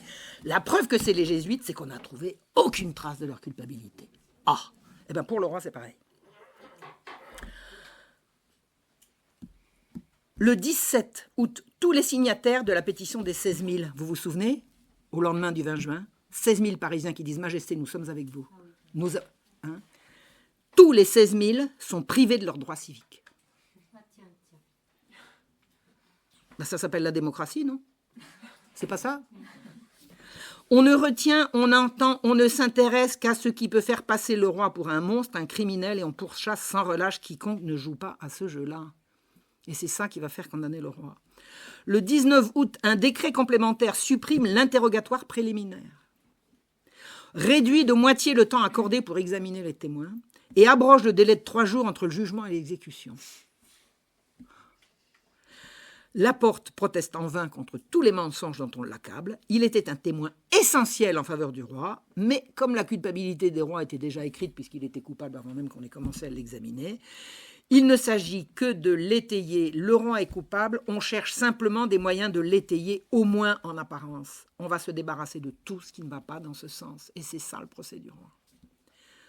Il reste d'autres témoins de ce qui s'est passé le 10 août qui pourront témoigner à des charges du roi. Alors, je vais vous en citer quelques-uns. Le ministre de Lessard, le chevalier d'Abancourt, le duc de Brissac, commandant général de la garde constitutionnelle du roi, et le juge de paix Estienne de la Rivière. Donc, ces 5 personnages sont emprisonnés à Orléans, où se situe une haute cour qui doit juger d'atteinte à la sûreté de l'État. Donc, ces personnages vont donc être transférés à Orléans pour être jugés par cette cour. Des pétitions sont portées à l'Assemblée par la commune pour réclamer le jugement des criminels d'Orléans. Alors attendez, ils viennent d'être arrêtés, ils sont déjà criminels. Ben oui, parce qu'on vous a expliqué que on va quand même pas perdre son temps à... ils sont criminels parce qu'on les a arrêtés. Bon. C'est pas la peine de les envoyer à Orléans. Alors il dit, il est temps que les criminels d'Orléans soient transférés à Paris pour y subir le supplice dû à leur forfait. Lesquels ? On ne sait pas.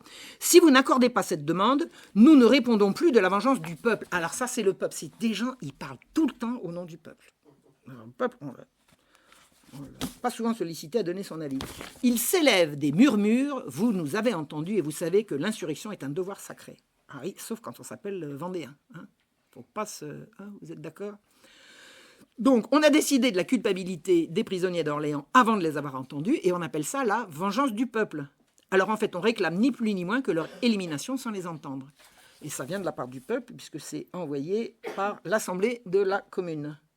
Des pétitions sont portées à l'Assemblée par la commune. Oui, c'est la commune de Paris qui exige l'exécution immédiate des criminels d'Orléans. Alors, le 24 août, on guillotine Laporte.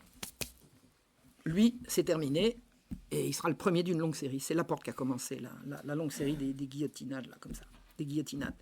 Le 25 août, l'Assemblée propose de restreindre au maximum les droits de la défense. Je trouvais qu'il y en avait encore trop. Le 26, une expédition part pour Orléans chercher les prisonniers. Alors, ils doivent être jugés à Orléans.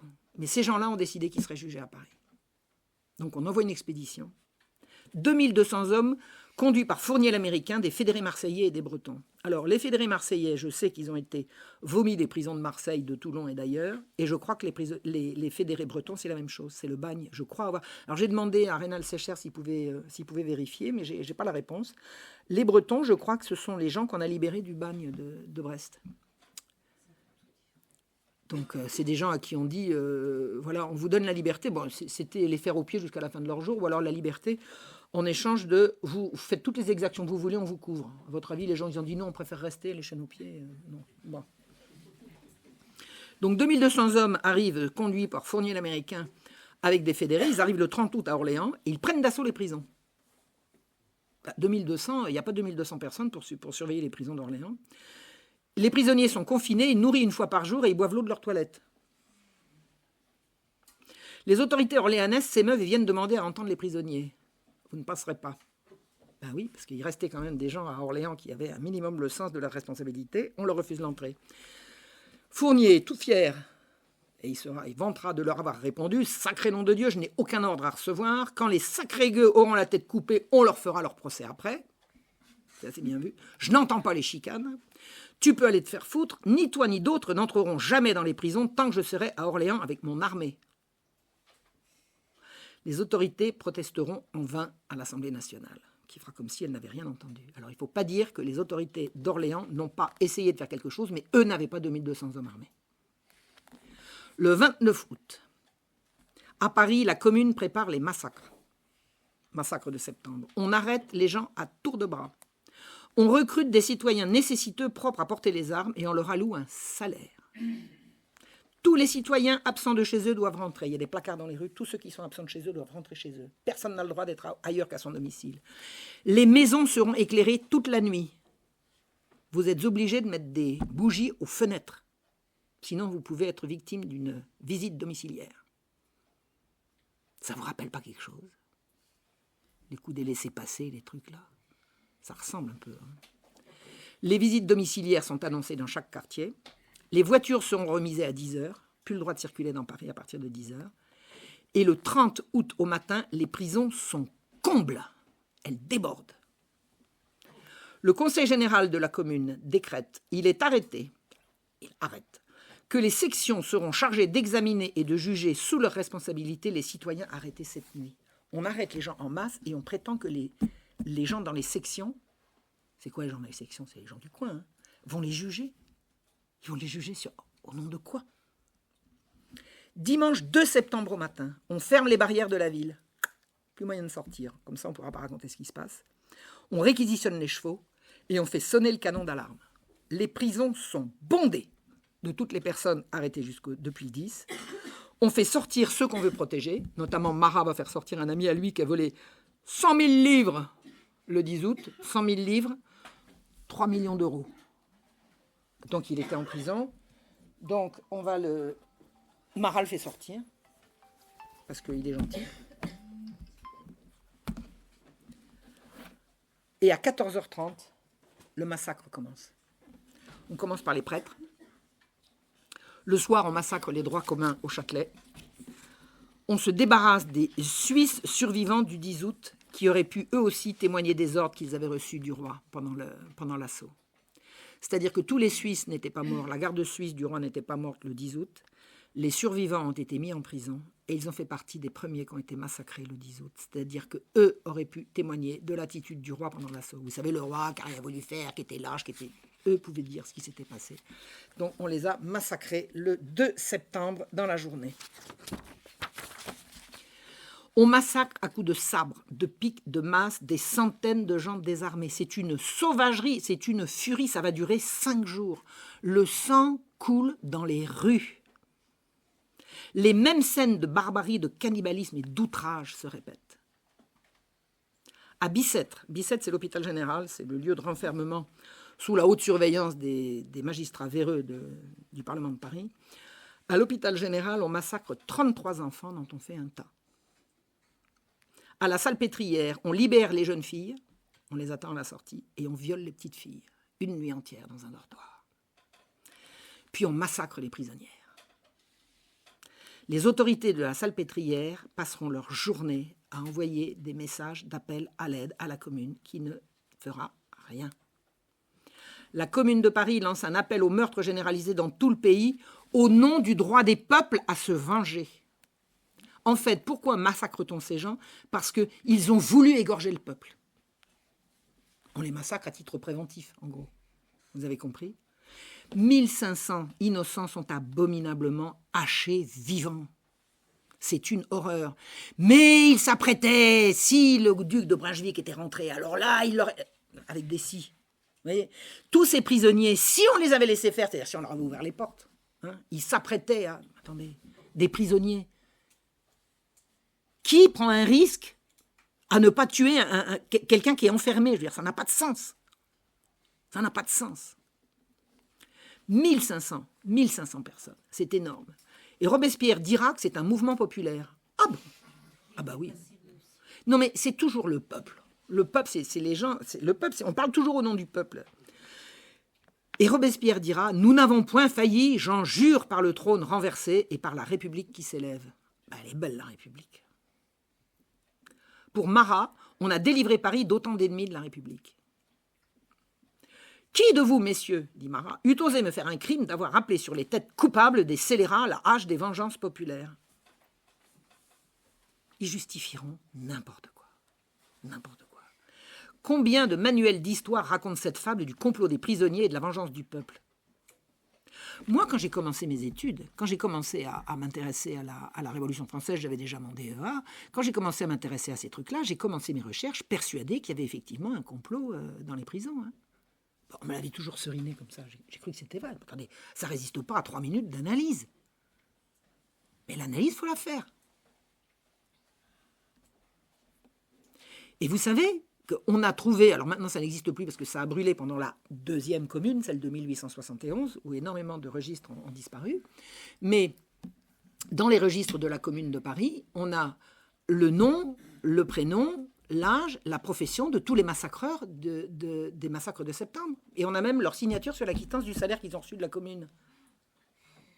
Alors ça a brûlé en 1871, mais il y a des chercheurs qui ont travaillé dessus avant et qui ont rendu leurs travaux. C'est comme ça qu'on le sait.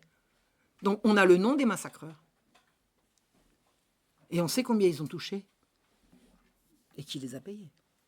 C'est la commune. Ou siéger Robespierre. Faut arrêter avec Robespierre, il était gentil. Oh, j'ai tellement entendu ça, moi. Vous savez, j'ai vécu dans un milieu où on voulait bien reconnaître les atrocités, mais Robespierre, lui non. Bon, c'est bon.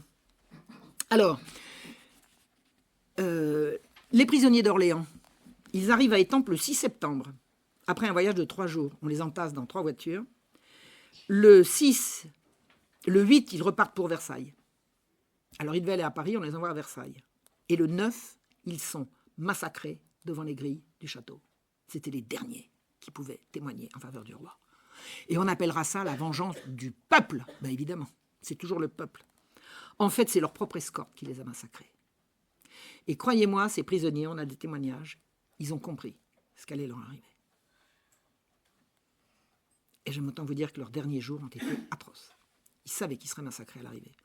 Parce que les ordres avaient déjà été donnés à leur escorte et que leur escorte, ça ne les dérangeait pas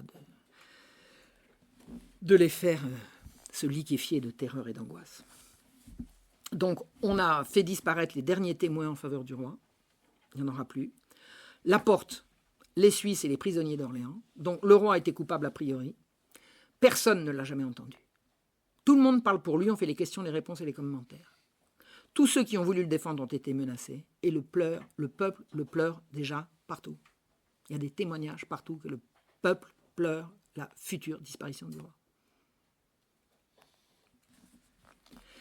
Les élections à la Convention, vous savez, la nouvelle Assemblée, là. Vous savez quand ils ont eu lieu, les élections? Pendant les massacres. Hein, la sérénité des élections pendant les massacres. Les députés sont élus au suffrage indirect. Alors, les assemblées primaires, c'est ce qui se réunit dans les paroisses, là, enfin pas dans les paroisses, dans les églises. Les assemblées primaires qui se réunissent la nuit élisent des électeurs. Et les électeurs éliront les députés. Donc, les électeurs, ils sont réunis, je veux dire, entre 3 et 5 heures du matin, avec de la bière, vous voyez ce que je veux dire? Et puis pendant que les gens normaux dorment, c'est ce que je me tue à dire depuis le début, parce que c'est exactement comme ça que ça se passe. C'est-à-dire c'est la même chose aujourd'hui. Hein. Les lois scélérates, c'est la nuit que ça se passe. Hein. La République se perpétue. Hein. Donc, ils se réunissent la nuit et ils élisent des électeurs qui éliront des députés par vote à main levée aux Jacobins. Par vote à main levée. Bonjour, le secret du vote. C'est par acclamation et vote à main levée. Alors vous imaginez, le sang coule dans les rues et vous allez vous présenter en disant je vote pour lui, ah bah oui, je vote pour lui là. Vous imaginez? Mais attendez, c'est quoi la liberté de choix? Mais c'est hallucinant, quoi. Alors, ils sont tous francs-macs. La chose est entendue. Le sang coule dans les rues et ils ont été nommés par des sections qui se sont réunies la nuit. Et c'est ça qui va élire les députés à la Convention. D'accord? La future grande assemblée de la France. Alors, c'est un vote complètement sous influence, dans un climat de terreur et d'horreur absolue. C'est l'horreur absolue. C'est la dictature de l'Assemblée générale. Alors moi, je sais pas, c'est un secret pour c'est un secret pour personne que j'ai traîné mes guêtres chez les trotskistes. Alors la dictature de l'Assemblée générale, je peux vous expliquer comment ça se passe. Hein. Qui vote pour? Qui vote contre? Prends les noms. Je l'ai vu. Hein. Prends les noms. C'est qu'on peut dire. On le fait une fois, on le fait pas deux en général. On n'a pas l'occasion de le faire parce que tu sais que oh là là, j'ai vu ça. Bon, et c'est ça. C'est ça. Donc, on va élire des délégués la nuit et ensuite on va les présenter aux Jacobins où le vote va avoir lieu devant tout le monde par acclamation. Bon, eh bien, savez-vous que à ce vote à la Convention, vous imaginez combien il y avait de votants? Dans l'absolu, je veux dire, pas en termes de chiffres, mais en termes de proportions. 10%. 10% ont voté. 90% d'abstention. 90% d'abstention. Les Français n'ont pas voulu cette mascarade. 90% ne se sont pas déplacés. Et les 10%, ils ont fait ce que je vous ai dit. La France comptait 28 millions d'habitants. Seuls 7 millions d'entre eux étaient électeurs. Comment on arrive de 28 à 7 ? Déjà que les hommes. Donc on arrive à 14. Ensuite, majorité à 25 ans. Donc, non domestique. L'agent domestique, ça fait quand même du monde. et avec domicile, et avec un emploi. C'est-à-dire que déjà, exit les chômeurs. Alors, exit les femmes, les jeunes, les chômeurs et les domestiques. Ben, il reste 7 millions d'électeurs. Bon, admettons, pourquoi pas. Sur ces 7 millions d'électeurs, il y en a 700 000 qui se sont déplacés. Les autres sont restés chez eux. Ils n'ont pas voulu voter à cette mascarade. C'est-à-dire que 10% de 25%. La Convention a été élue par 10% des électeurs et 2,5% des Français. C'est ça qu'a voté la République. Et oui, le 20 septembre à Valmy, victoire miraculeuse des sans-culottes français contre l'Europe coalisée au cri de « Vive la nation !» C'est grand, c'est beau comme l'antique. Hein. Vous savez ce qui s'est passé? Eh bien, Brunswick et Dumouriez, non seulement ils étaient tous les deux francs-maçons, mais ils émergeaient dans la même secte satanique qui s'appelle les Frères de Saint-Jean l'Évangéliste d'Asie et d'Europe. C'est un truc franquiste, crypto-judaïque. Je ne sais pas si vous avez entendu parler du franquisme. Jacob Frank, qui ne s'appelait pas Jacob Frank, mais qui a donné son nom au franquisme, c'était un faux prophète juif qui voulait renverser la Torah et faire venir le Messie par l'accomplissement le plus rapidement possible de tous les péchés de la terre. C'est-à-dire qu'il prêchait que plus on violerait, plus on tuerait, plus on commettrait d'inceste, etc. Et plus ça ferait avancer l'arrivée du Messie. Enfin bon, ce sont des sataniques, quoi. Bon. Intéressant, hein. Il y a des livres très intéressants à lire là-dessus. Eh bien, Jacob Frank, il avait créé une secte qui s'appelait l'Ordre des Frères de Saint-Jean l'Évangéliste d'Asie et d'Europe, et Dumouriez et Brunswick en faisaient partie. Donc, comment est-ce que les Français ont gagné? C'est parce que la bataille n'a pas eu lieu. Ils sont rentrés en disant « Victoire, la République !» Et moi, je me souviens, alors je me revois, j'étais petite, j'étais en cours moyen 2. Et alors, à ce moment-là, la population crie « Vive la nation! Vive la nation !» Et alors, il y avait une grande image, vous savez, hein, avec des beaux dessins coloriés et tout. Et on voyait les sans-culottes qui criaient « Vive la nation !» Et à ce moment-là, les armées coalisées, terrorisées, ont fui. Et c'était la victoire de la République. Non, mais ils se foutent de nous. La République a été décrétée le lendemain, grâce à cette victoire d'une bataille qui n'a pas eu lieu, parce que les deux se sont entendus. Bon, on a compris. Donc c'est une secte satanique issue du sabbataïsme et du franquisme qui prône l'ordre nouveau par le chaos et le mal par le mal. Et ces deux généraux-là en faisaient partie. La bataille de Valmy, c'est le 20 septembre. Le 21 septembre, proclamation de la République à l'unanimité de 200 députés présents. Alors attendez, vous avez vu, les députés, ils ont été élus par 10% du corps électoral et 2,5% de la population. Il y en a 200 présents. Pourquoi il n'y en a que 200 alors qu'il devrait y en avoir 749? C'est parce que comme on a fermé... Alors d'abord, ceux qui ont été élus à Marseille ou à Pétaouchnok, il faut le temps qu'ils arrivent. Hein. Ils ne prennent pas le TGV, d'accord? Bon. Donc le temps qu'ils arrivent, ils n'ont pas eu le temps d'arriver, déjà, parce que les élections viennent juste de se terminer. Et puis on a fermé les portes de Paris. Pourquoi? Parce que, comme ça. Parce qu'on a le droit, donc on va le faire. Donc il n'y a que les députés parisiens qui ont voté à l'unanimité de 200. Ça veut dire que le quart des élus est seulement parisien. Ça fait 26% de 2,5% de la population, c'est-à-dire 0,3%, 0,65% des Français ont décidé de renverser la royauté et d'établir la République. Voilà. C'est clair? 200 députés élus par acclamation dans un climat de terreur abolissent 12 siècles de monarchie chrétienne au nom du peuple. Ah oui, au nom du peuple. Donc pour rendre la République irréversible, parce que ça y est, la République est... Pour la rendre irréversible, il faut faire quoi? On se débarrasse du roi. Déjà, il est coupable, vous avez compris, article 1, article 2. Maintenant, alors, écoutez comment il raisonne. Écoutez, j'invente pas, là. Écoutez, citation. Je pose, en fait... Alors, le gars, il s'appelle Jean-Bon, en un seul mot. Alors, Jean, J-E-A-N-B-O-N, hein, de Saint-André. Voilà, il y en a qui suivent, il y en a qui connaissent. C'est un pasteur, hein, c'est un protestant.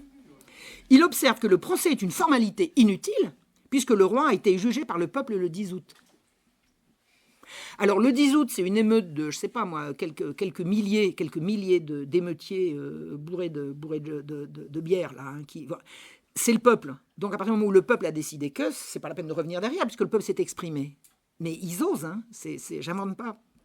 Donc, je pose en fait que Louis XVI est déjà jugé, car son jugement prononcé par le peuple le 10 août a été confirmé par les assemblées primaires, puisqu'elles nommèrent les députés à la Convention. C'est QFD.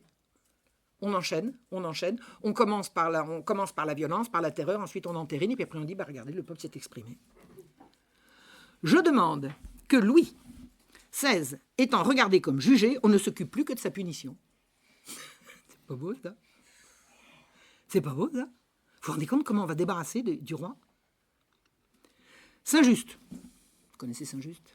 L'ange de la terreur, il paraît qu'il était beau comme un dieu. De quelque illusion, de quelque convention que la royauté s'enveloppe, elle est un crime éternel contre lequel tout homme a droit de s'élever et de s'armer. Voilà. Donc être royaliste, c'est être un criminel. Robespierre. Alors écoutez, le raisonnement de Robespierre, c'est vraiment intelligent, Robespierre. Écoutez ce qu'il dit. Si Louis peut être encore l'objet d'un procès, il peut être absous. Il peut être innocent, que dis-je? Il est présumé l'être jusqu'à ce qu'il soit jugé. Vous suivez le raisonnement, on est d'accord. Bon. Mais si Louis est absous, si Louis peut être présumé innocent, que devient la Révolution? Ah, bonne question, camarade. Si Louis est innocent, tous les défenseurs de la liberté à leur sens, deviennent des calomniateurs. Oui, absolument. Les rebelles étaient les ennemis de la vérité, les défenseurs de l'innocence opprimée. Mais oui, monsieur Robespierre, vous avez parfaitement raison. Sauf que nous, on n'est pas de ce bord-là. Et qu'effectivement, il y a eu des calomniateurs et que les défenseurs de l'innocence opprimée étaient des imposteurs. Louis est bien innocent et tous ses accusateurs sont bien des calomniateurs. Il n'y a pas l'ombre d'un doute à ce sujet. Mais dans leur logique à eux, il fallait donc que le roi soit coupable. C'est sévère, hein, c'est monstrueux. Vous dites? C'est horrible. C'est comme ça que ça s'est passé. Le 4 décembre, le Girondin François Buzeaud décrète « On dit qu'il y a ici des partisans de la royauté. Avant d'entrer dans le fond de la question, c'est-à-dire le jugement, je demande qu'il soit décrété que quiconque proposerait ou tenterait de rétablir en France la royauté sera puni de mort. » Ah! Adopté. Adopté. Et après, on va juger le roi. Elle est belle, la démocratie. Robespierre. C'est un crime pour une nation de se donner un roi. Quelle est donc la mesure que vous devez prendre? C'est de juger sur le champ sans désemparer. L'Assemblée n'a pas décrété qu'il y aurait un procès en forme, seulement elle a décidé qu'elle prononcerait elle-même le jugement ou la sentence du ci-devant roi. Je soutiens que d'après les principes, il faut le condamner sur le champ, à mort, en vertu de l'insurrection. C'est la justice rendue par le plus fort, le plus braillard, le plus violent, le plus rapide, le plus immoral. C'est de la folie furieuse. La Convention, le même jour, condamne Louis XVI à l'unanimité, sans délai et sans motif, sans jugement, à une troisième peine, celle de la déchéance. Il n'est plus roi. On ne va pas juger le roi, on va juger Capet, Louis. L'évêque Grégoire, cette assemblée de philosophes occupés à préparer le bonheur du monde, décrète que la royauté est abolie en France. Ah ben le bonheur du monde, on a vu comment. Hein. Dans le considérant du décret, il se déclare à l'unanimité convaincu d'avance, sans avoir besoin de l'entendre, de la culpabilité de Louis XVI. À l'unanimité, ils se disqualifient eux-mêmes comme juges. Comment peut-on juger en disant nous allons juger quelqu'un dont nous savons pertinemment qu'il est déjà coupable et on n'a pas besoin de l'entendre? Vous vous rendez compte? Le Girondin Ducos dit « Le considérant de votre décret, ce sera l'histoire des crimes de Louis XVI. » Alors on cherche toujours lesquels. Histoire bien trop connue du peuple français. C'est tellement connu que ce n'est pas la peine de la redire, vous êtes d'accord? Ça, c'est comme les crimes des jésuites. Hein. Il n'a pas besoin d'explication après les Lumières qu'a répandu la journée du 10 août. Pourquoi voulez-vous qu'on vous explique? Puisqu'il y a une émeute, donc la meute a raison, donc les émeutiers ont raison. Donc... Vous vous rendez compte comment ils raisonnent? Et ça passe. C'est passé comme ça. Alors les crimes de Louis XVI, on pourrait les connaître au fait. J'en ai pas entendu parler, moi, des crimes de Louis XVI. On sait qu'il a commis des tas de crimes, mais on ne sait pas lesquels. On sait qu'il a fait appel à Brunswick et que c'est pas vrai, que c'est pas lui. On sait qu'il a fait ceci et que c'est pas lui. On sait qu'il a trahi et que c'est pas vrai. Vous savez, l'armoire de fer, vous avez entendu parler de l'armoire de fer? Il n'y a pas eu d'armoire de fer. Il n'y a pas d'armoire de fer. Il y a un moment donné, après l'assaut du 10 août, les petits meubles dans lesquels le roi rangeait ses papiers ont été détruits. Donc, entre deux portes, il y avait une encoignure. On a mis les dossiers là-dedans, puis on a mis une porte en métal qui ouvrait par un passe-partout. La cachette, là. C'est du pipeau, ça n'a pas existé. Ça n'a pas existé. Tout ça, c'est des inventions. De toute façon, je vous dis article 1, article 2, voilà, il fallait juste... C'est même pas trouver, c'est même pas trouver des raisons de le tuer, c'est sauver les apparences qu'il puisse y avoir des raisons qu'on puisse éventuellement retenir, quoi. Alors, il y a une seule voix discordante dans tout ça. Alors ça, écoutez-moi, ça, c'est très intéressant. C'est un certain Pierre Manuel. Alors, Pierre-Manuel, c'était un ennemi acharné du roi. Il était procureur syndic de la commune de Paris. Il n'a pas été neutre dans les massacres de septembre. Pierre-Manuel, je crois qu'il y aurait long à raconter sur la façon dont, au moins, il a couvert les massacres de septembre. C'est vraiment un révolutionnaire de chez révolutionnaire. Il est avec Robespierre et consorts. C'est un membre de la Commune de Paris. Et il dit non, il faut que le roi puisse se défendre. Qu'est-ce qu'il lui prend, lui? Mais il n'est pas bien. Mais il insiste. Et vous savez à quel titre? Il veut faire triompher le droit. Il dit mais c'est le droit qui doit juger. Il faut que le roi puisse se défendre. Mais qu'est-ce qui lui arrive? Vous savez ce qui lui est arrivé? Non. Pourquoi il est arrivé? Pourquoi il a changé comme ça? Parce qu'il est allé au temple rencontrer le roi. Et il en est revenu métamorphosé. Ce sont des gens qui, entre eux, entretiennent une paranoïa collective. Et lui, il est allé se confronter à la réalité. Il a vu le roi, il a dit, mais on ne peut pas faire ça. Alors évidemment qu'on l'a guillotiné. Évidemment, après le roi. C'est-à-dire que vous avez d'un côté des gens qui sont en roue libre, vous voyez, qui font les questions, les réponses, les commentaires, ils ne sont jamais confrontés à la réalité. Et lui, Pierre-Manuel, il a voulu aller voir le roi et il a reçu le choc de sa vie, quoi. Alors je ne sais pas s'il est devenu royaliste, je ne pense pas, ça m'étonnerait. Mais il a simplement voulu que la raison reprenne le dessus et qu'on le juge avec des arguments juridiques et avec en lui laissant la parole. Bon, on s'en est débarrassé. La confrontation avec la réalité du roi l'a fait sortir de la paranoïa collective. Parce que c'est de la paranoïa collective, les discours à l'Assemblée et tout ça. C'est vraiment, ce sont des discours délirants qui s'auto-entretiennent. Vous voyez ce que je veux dire? Et dans ce genre de discours délirants, il y a toujours une surenchère. Il faut en dire plus la fois suivante. Et c'est quand même ça qu'a gouverné la France. Et la dette, au fait, hein? On était quand même parti de là, hein? Vous vous souvenez? Alors, la dette, alors il y a un truc quand même qui est intéressant, c'est que la dette, elle était à la charge du roi avant la Révolution, puis maintenant elle est à la charge de ces gens-là. Hein? On est d'accord? Maintenant, c'est eux qui doivent résoudre le problème de la dette. Hein? Parce que les finances, c'est entre leurs mains. Vous allez comprendre comment ils vont faire. Alors, qui avait intérêt à la mort du roi? Bon, alors, l'Angleterre à n'en pas douter. Enfin, à la mort du roi. Qui avait intérêt à l'effondrement de la France? La mort du roi, peut-être pas directement. En tout cas. Qui avait intérêt à ce chaos généralisé? L'Angleterre à n'en pas douter. Elle avait une revanche à prendre sur la perte de l'Amérique. Et il y avait de la part de l'Angleterre un désir d'hégémonie et de dépeçage du royaume. Le but des Anglais, c'était qu'il n'y ait plus de France. Alors moi, je t'en prendrais un bout, j'en donnerais un bout au roi de machin, j'en donnerais un bout au roi d'Espagne. C'est le dépeçage de la France. Et, incidemment, il y a un plan comme ça qui dure depuis quelques siècles de faire la même chose aux Russes. Hein. Vous êtes au courant? Voilà. L'idée, et incidemment toujours, à la chute de Napoléon, le tsar, quand on lui a dit on va dépecer la France, il a dit « Ah non ! Avec la Russie, jamais on ne dépecera la France. » Je vous le dis comme ça au passage. C'était le tsar, hein, c'était il y a longtemps. Je reviens à qui a intérêt à tout ce chaos. Donc, vous avez l'Angleterre. Alors, l'Angleterre, elle paye. Alors, elle mange à tous les râteliers. Elle entretient la contre-révolution et elle entretient les Jacobins. Elle corrompt tout le monde. Enfin, l'Angleterre, elle joue un rôle absolument délétère et très, très actif. Elle va corrompre les montagnards. Alors, à l'exception notable de l'incorruptible. Tous les montagnards ont perçu des sommes faramineuses, mais c'était des corrompus, c'était des dégueulasses, sauf Robespierre. Ah ben, c'est à mettre à son crédit, c'est comme ça. Et lui, il avait autre chose, hein. Il avait son fanatisme, son rêve fanatique. Et alors, et ceux qui ont prêté au roi, ils veulent revoir leur capitale, qu'est-ce qu'ils deviennent ceux-là, au fait? Vous vous souvenez? C'est quand même... Hein? Ben ouais. Et vous savez ce qu'il disait Mirabeau au début de la Révolution? Il disait « Bienheureux déficit à qui nous devons les germes de notre liberté ». Ben oui, s'il n'y avait pas eu le déficit, il n'y aurait pas eu la Révolution. Il va falloir solder les comptes, mais en attendant. Écoutez ce que disait le journaliste Antoine Rivarol. Il disait « 60 000 capitalistes et la fourmilière des agioteurs ont décidé la Révolution. Ils voulaient M. Necker, M. Necker régnât pour les payer. Qu'on essayât d'une révolution pour les payer. Que tout fût renversé pourvu qu'on les payât. il ne concevait pas que l'Assemblée nationale fût autre chose qu'un comité de finances.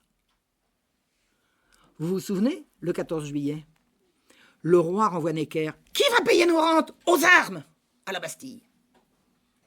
À la Bastille, il y avait un banquier qui s'appelait Delessert, avec ses enfants, ses commis, ses domestiques, qui ont pris les armes et pris la Bastille. Vous croyez que c'était la liberté qu'ils voulaient? Ils voulaient être sûrs que ces rentes seraient payées. Les rentiers veulent revoir leur capital, mais maintenant ils veulent renverser le pouvoir. Et renverser le pouvoir, on va se débarrasser du roi et on va trouver autre chose. Le 15 août 1793, au moment où va se décider le populicide vendéen, j'aime bien dire populicide parce que c'est un mot de l'époque, et puis alors celui-là il est contestable par personne. Cambon dira à la Convention où il présentera son rapport sur la dette publique. C'est peut-être à l'existence de ces emprunts que nous devons le commencement de la Révolution. Le gouvernement, embarrassé pour acquitter les engagements qu'il avait contractés, convoque les États généraux pour y pourvoir. Les portefeuilles regorgeaient d'effets royaux, les propriétaires de ces effets, craignant de perdre leurs capitaux, prirent le masque révolutionnaire et se réunirent aux Amis de la République. Dès lors, le palais royal fut le lieu de rassemblement des patriotes, et c'est de ce foyer que partit le feu sacré qui enflamma les âmes le 14 juillet et les 5-6 octobre 1789. Le feu sacré allumé pour rembourser les rentiers, vous avez compris, ce sont eux qui le disent. Là, c'est pas moi, c'est eux qui le reconnaissent. En fait, la révolution a été faite pour les capitalistes qui avaient ruiné les finances royales, et par les foules misérables de malheureux chômeurs au ventre creux à qui on a fait croire que le roi cruel et félon s'apprêtait à venir les égorger. C'est bien ça qu'on a vu. Or, Necker avait multiplié les rentes viagères constituées non plus sur la tête du prêteur, c'est ce que je vous ai expliqué tout à l'heure, je prête mon argent au roi qui me verse une rente ma vie durant, mais sur d'autres têtes plus jeunes et plus protégées. D'accord? Donc, au début, vous prêtez au roi, je récapitule, je prête au roi, qui me remboursera ma vie durant, à ma mort, la rente s'éteint. Ensuite, je prête au roi et je garantis la rente sur mon fils ou mon petit-fils ou ma petite-fille. Ensuite, sur des gens qui n'ont rien à voir. Par exemple, Necker, il avait inventé les 30 vierges de Genève. Il y avait 30 jeunes filles qui avaient moins de 10 ans ou dans ces âges-là, qui étaient réputées de familles extrêmement saines, et 30 jeunes filles genevoises garantissaient les prêts, l'argent prêté au roi. Alors les jeunes filles, elles n'avaient rien à voir, elles ne touchaient rien. Hein. C'était simplement une espèce de pari, vous voyez. Et les rentes qui ont été gagées sur les jeunes filles de Genève, elles ont mis 70 ans à s'éteindre. C'est complètement fou. Donc ces rentes étaient une aubaine pour les prêteurs et une ruine pour le roi. On a compris depuis le début. Puis après, c'est les autres qui en héritent. Hein, vous avez compris. Et on avait constitué des rentes sur la tête du roi, de la reine et du duc d'Orléans, qui étaient des têtes quand même présumées protégées contre les risques d'une mort prématurée. Eh bien, quand les 3 têtes sont tombées, le nouveau pouvoir a éteint en 3 coups successifs 400 000, 200 000 et 250 000 livres de rente annuelle, près d'1 million d'économies par an. Eh ben, hein? Vous avez compris? On arrête là pour aujourd'hui? Ah non, plus personne n'a jamais rétabli la police des subsistances. C'est la loi de l'offre et de la demande qui détermine le prix du pain et du reste. Il n'y a plus de roi pour le faire. Je vous remercie.